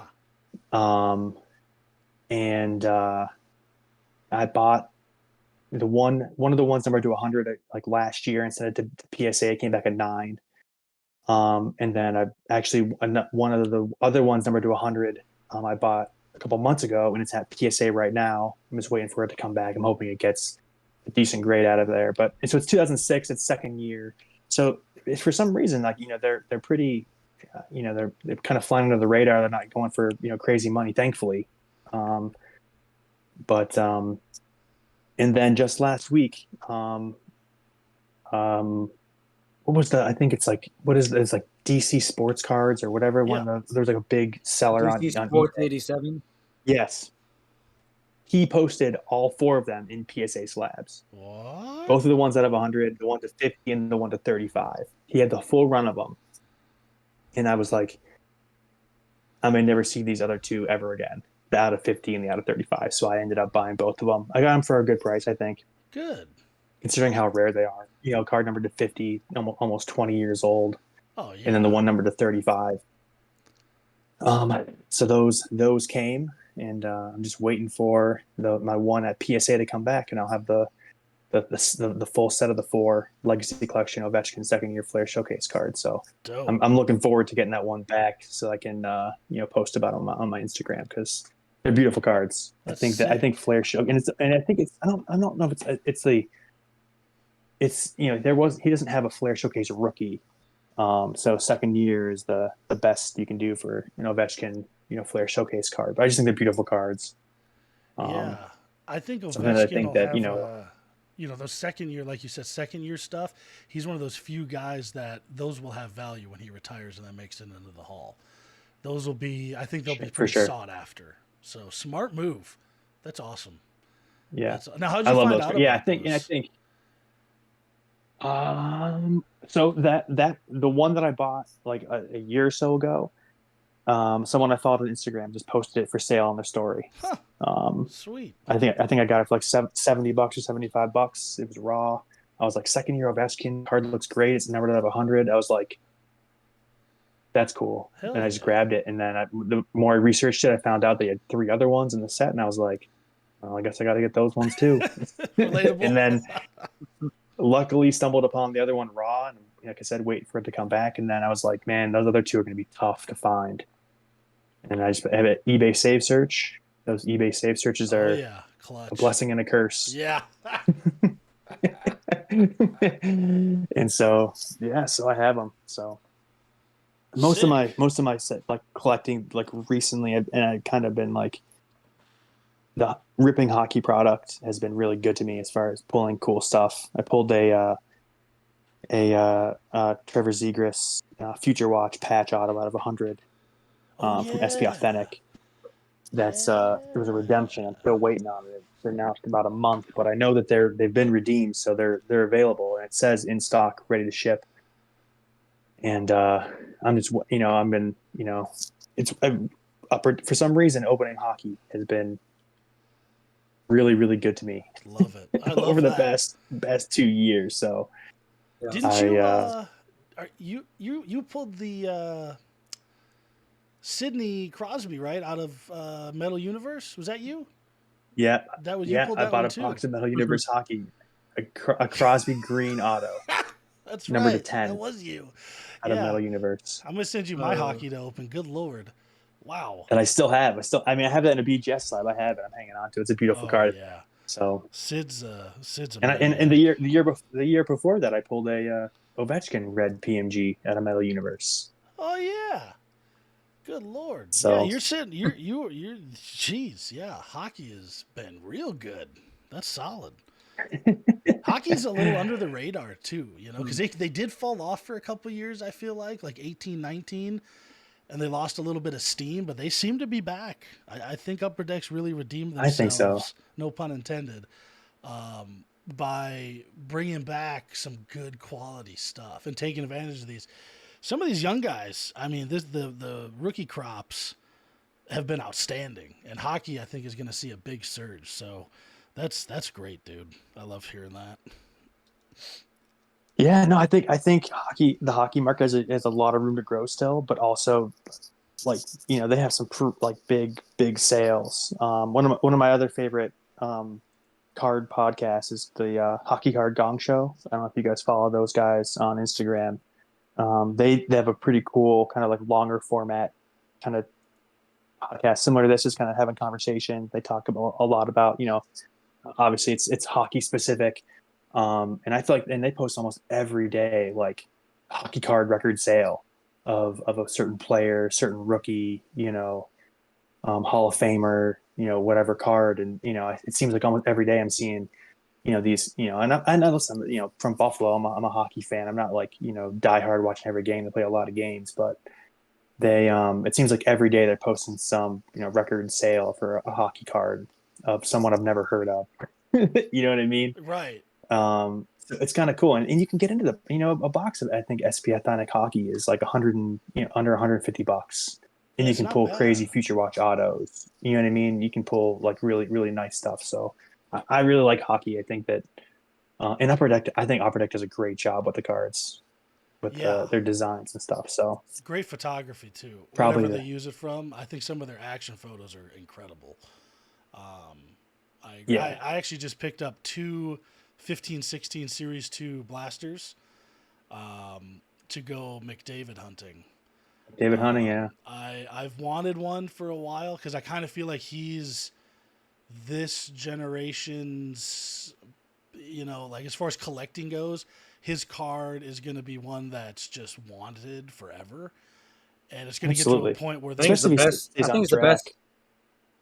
I think he's the best athlete across all sports right now. Like I remember he's I saw these insane. lists by like all these analysts, like relative to your sport, what are the rankings? And every single analyst, like 20 of them, all had McDavid as the number one athlete. So like, Yeah. is that guy? I mean, I think he's gonna break Yeah, Gretzky's record. So Oh, I think that's probably a shoe in. if he stays on track, I mean, I think he could as long as he stays healthy, and that's the big thing. You know what I mean? Like, Yeah, staying healthy is big, and then just continuing to grow the team he's on. He'll be a legend, and it's just one of those like I don't have a huge hockey collection.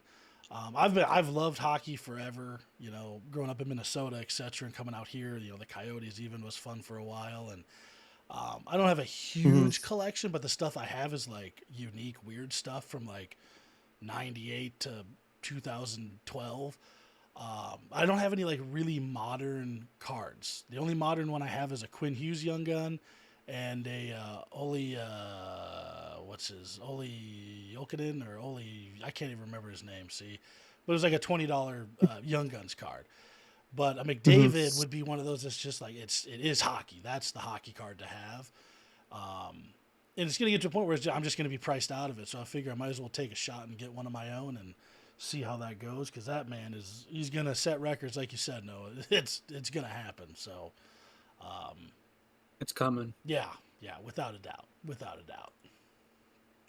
Yeah, and his stuff already goes for crazy prices. Oh, Like it's insane, his insane. future watch cards and his young guns and stuff, like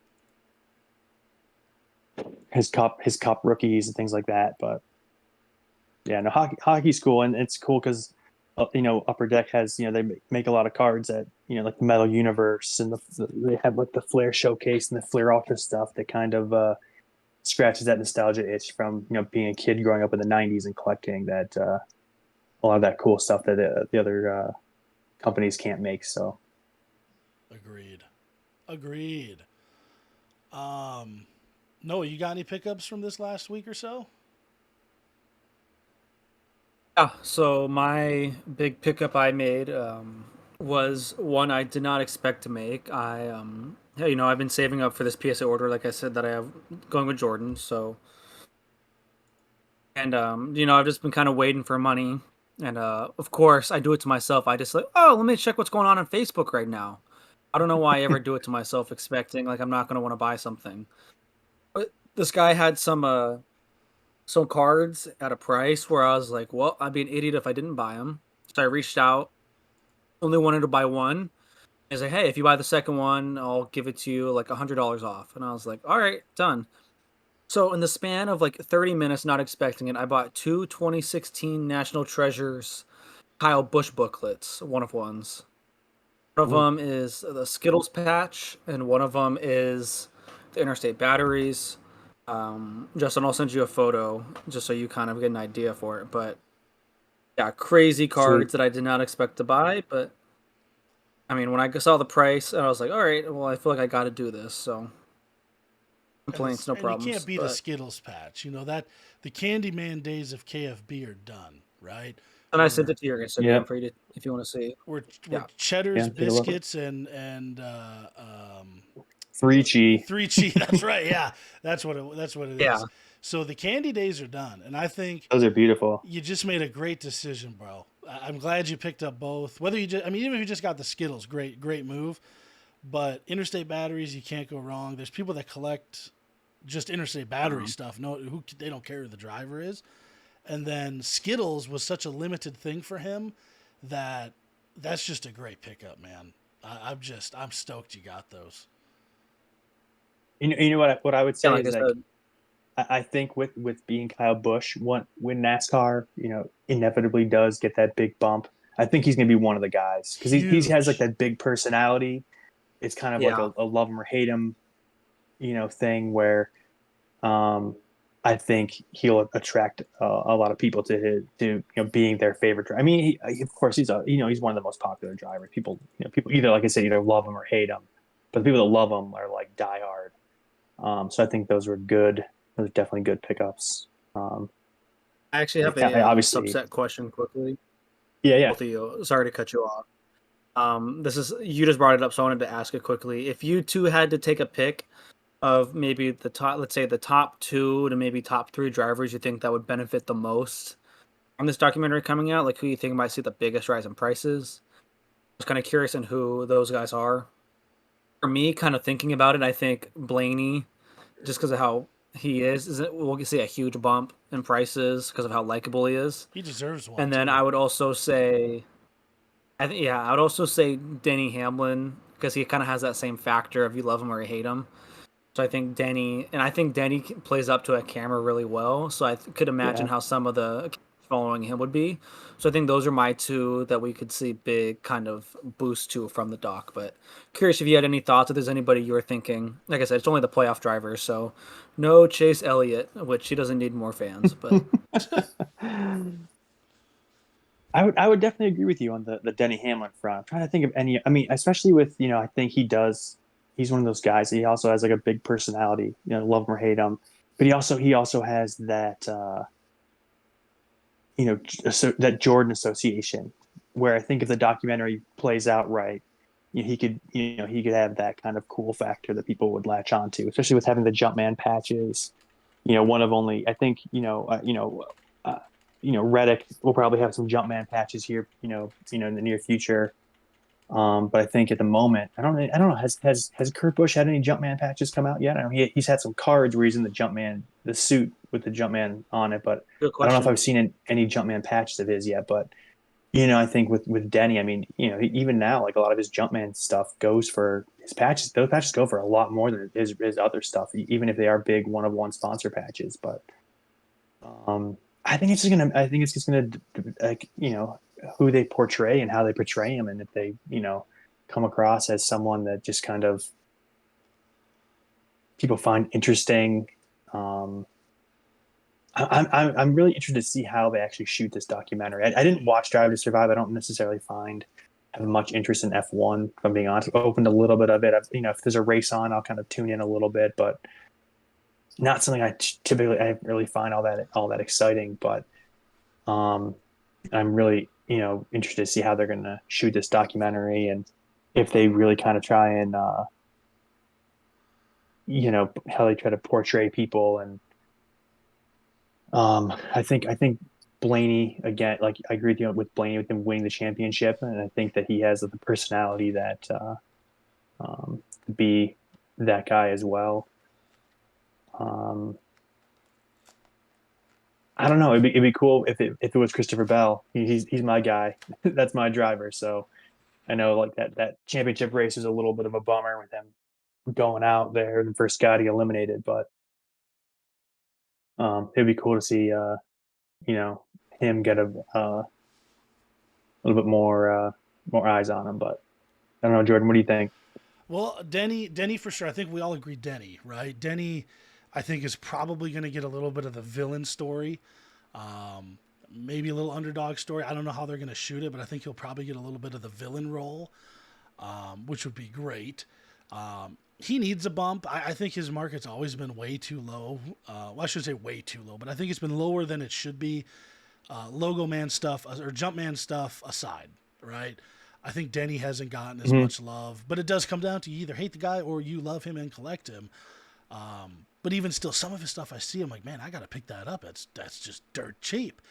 And then somebody who I've already seen a little bit of boost in just from being in the playoffs is Chris Buescher. And I know that he posted on his Instagram a few times about some of the stuff he'd been doing for that as far as Netflix goes, or at least he was kind of hinting at it. I think it was kind of like a behind the scenes thing. So I'm hoping, and I like CB, you know, he's a really, really fun guy to follow on Instagram, by the way, one of the funniest guys to follow on Instagram. Very, very interactive and very, when it's off season time, it's a show. But I think Denny is pretty much the consensus for us. And then Chris Buescher would probably be my second.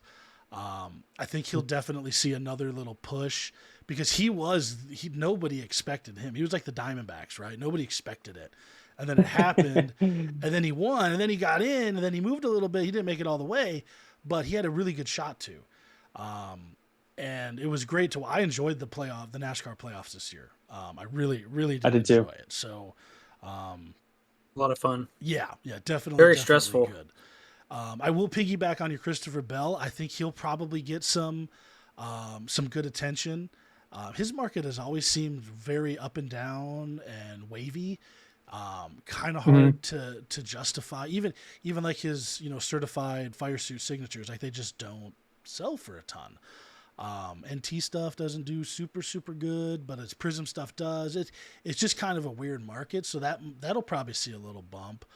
And then I will say, just you did bring up Drive to Survive, and before I watched that series, I had watched about 4 hours of F1 in the last 10 years, and I watched I started season 1, watched season 2, 3, 4, 5. I've now watched all 5 seasons about 10 times. So some I'll just put on to have on. The Grumper, she loves that show. She will sit in her chair and wag her tail and listen to the cars go by. It is absurd. She loves the show. She also likes Clarkson's Farm with the cows. So, take it as you will.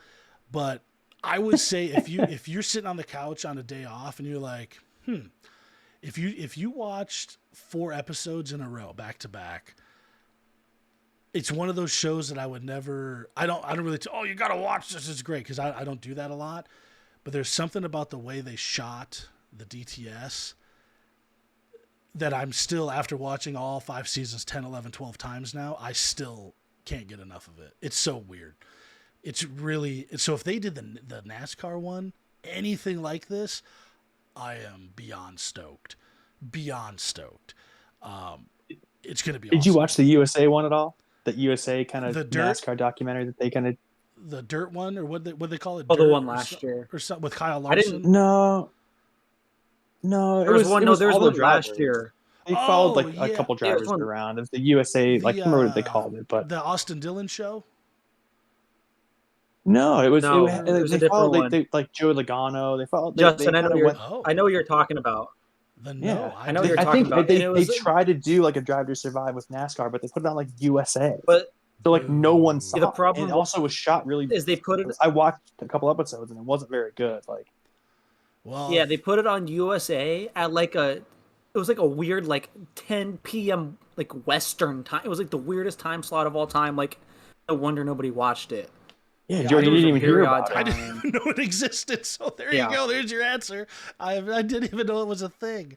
But who watches USA? I have my a login for DirecTV, and I've watched a couple episodes because you can get the USA app on your TV to watch them. But even being a big NASCAR fan, I think I got through maybe 2 episodes, and I was like, this is just not interesting. They just didn't make it seem appealing or cool or.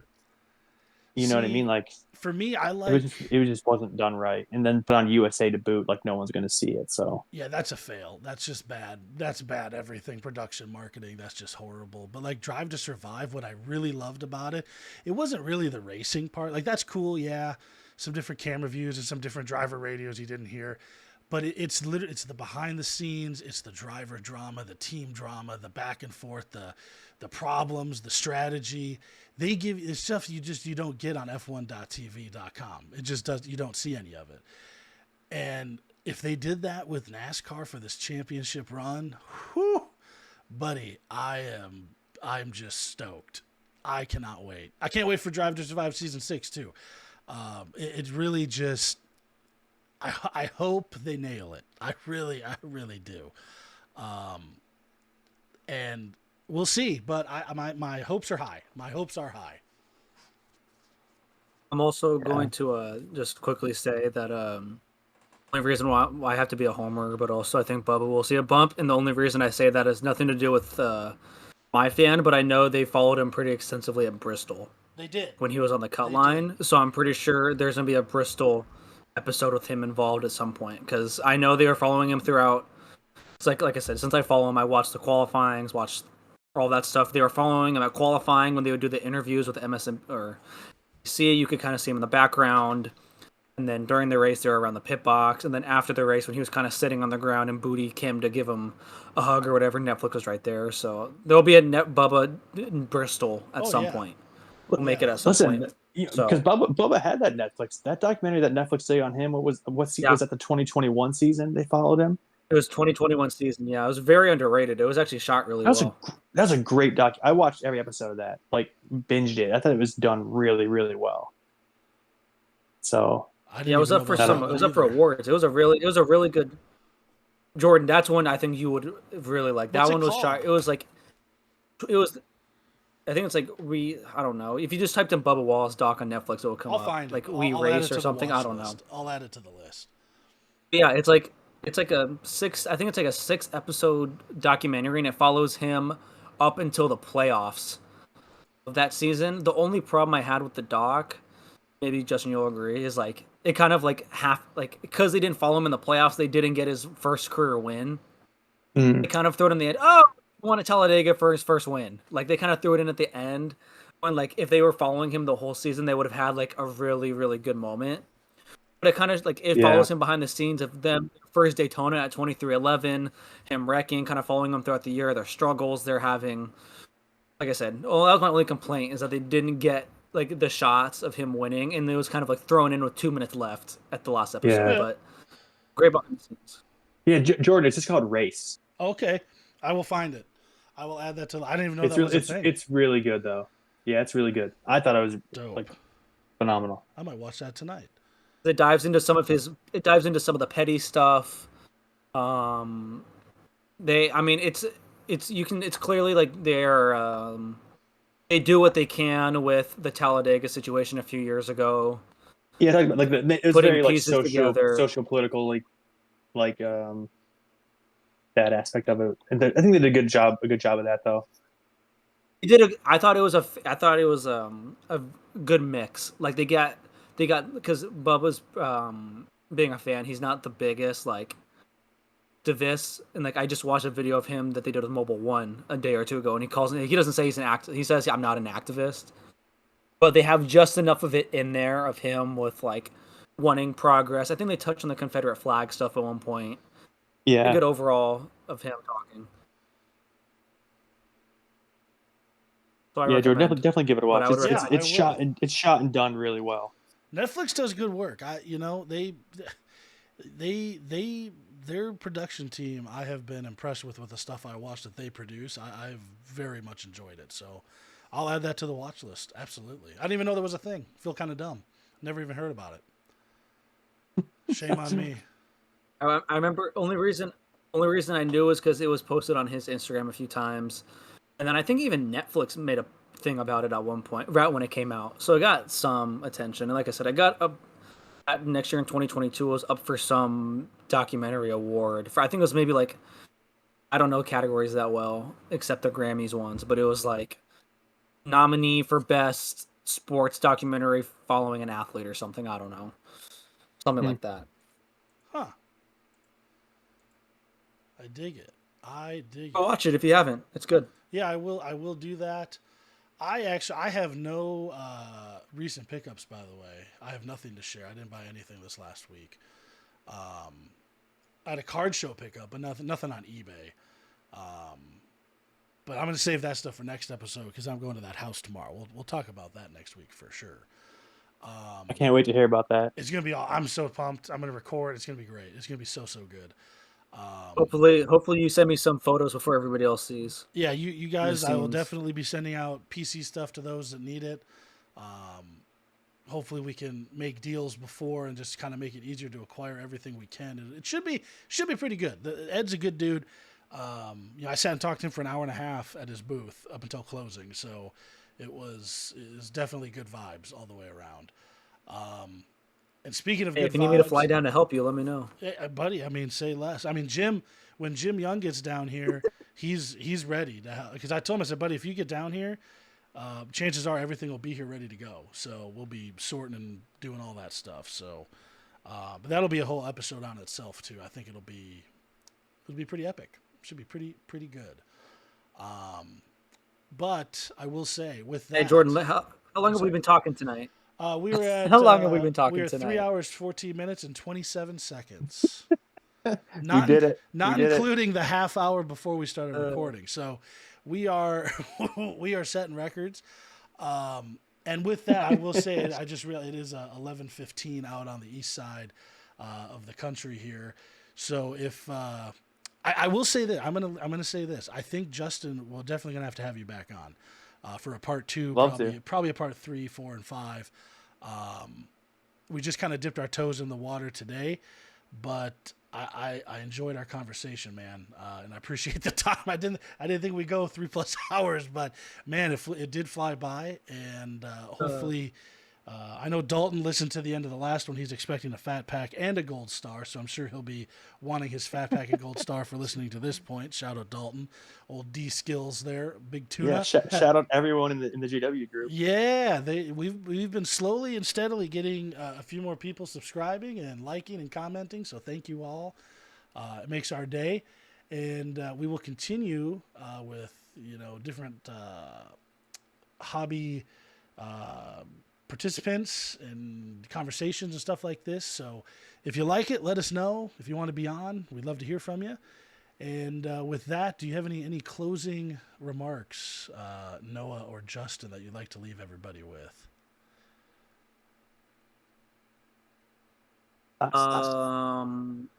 Words of wisdom. I don't know. I say for me, thanks for having me on.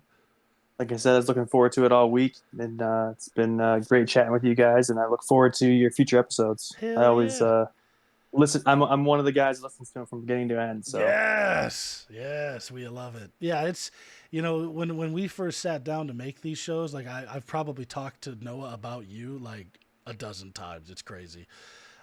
Because you just like when somebody said, who do you know in the hobby? I'm like, Justin. That's the guy I refer to because he's a good guy and he knows what he's talking about. It's a double whammy.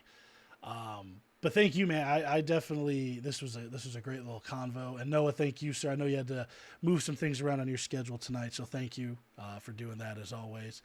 No, the only thing that was annoying for me is I kept going in and out of mute, and I don't know if you could tell, but I had to eat my food while we were on. So I'm a true. You did it. I'm dedicated to this craft, right? You did it. I had no idea. Well, now everybody needs to know what'd you have for dinner because if we don't tell them, it'll just cause riots. I had a chicken cordon bleu with pasta. Oh man, that sounds good. You can't beat that. No, but, I was trying to get it down as fast as I could because I was worried I was gonna be like in the middle of a bite and somebody was like, it was gonna be done. And Jordan like, all right, so I know Noah, you got a question coming up here, and I was like, oh no, please don't. It'll be so bad. Well, you did great. So everybody listening, thank you. Make sure if you haven't already, if you don't want to miss the next episodes, hit that subscribe button, drop us a little like or dislike if you didn't like it. That's fine too. And we'll see you guys in the comments, and we'll see you next week for episode 10, where we just might have some cameras involved. Oh, there goes a stack of trading cards. Great. So with that will end episode 9 here with Justin, Outofsteptrading. That's Outofsteptrading. Got it. drop him a follow. I'll put a link to his later. Instagram down below, and we will see you all next week. Thanks, guys. Take care.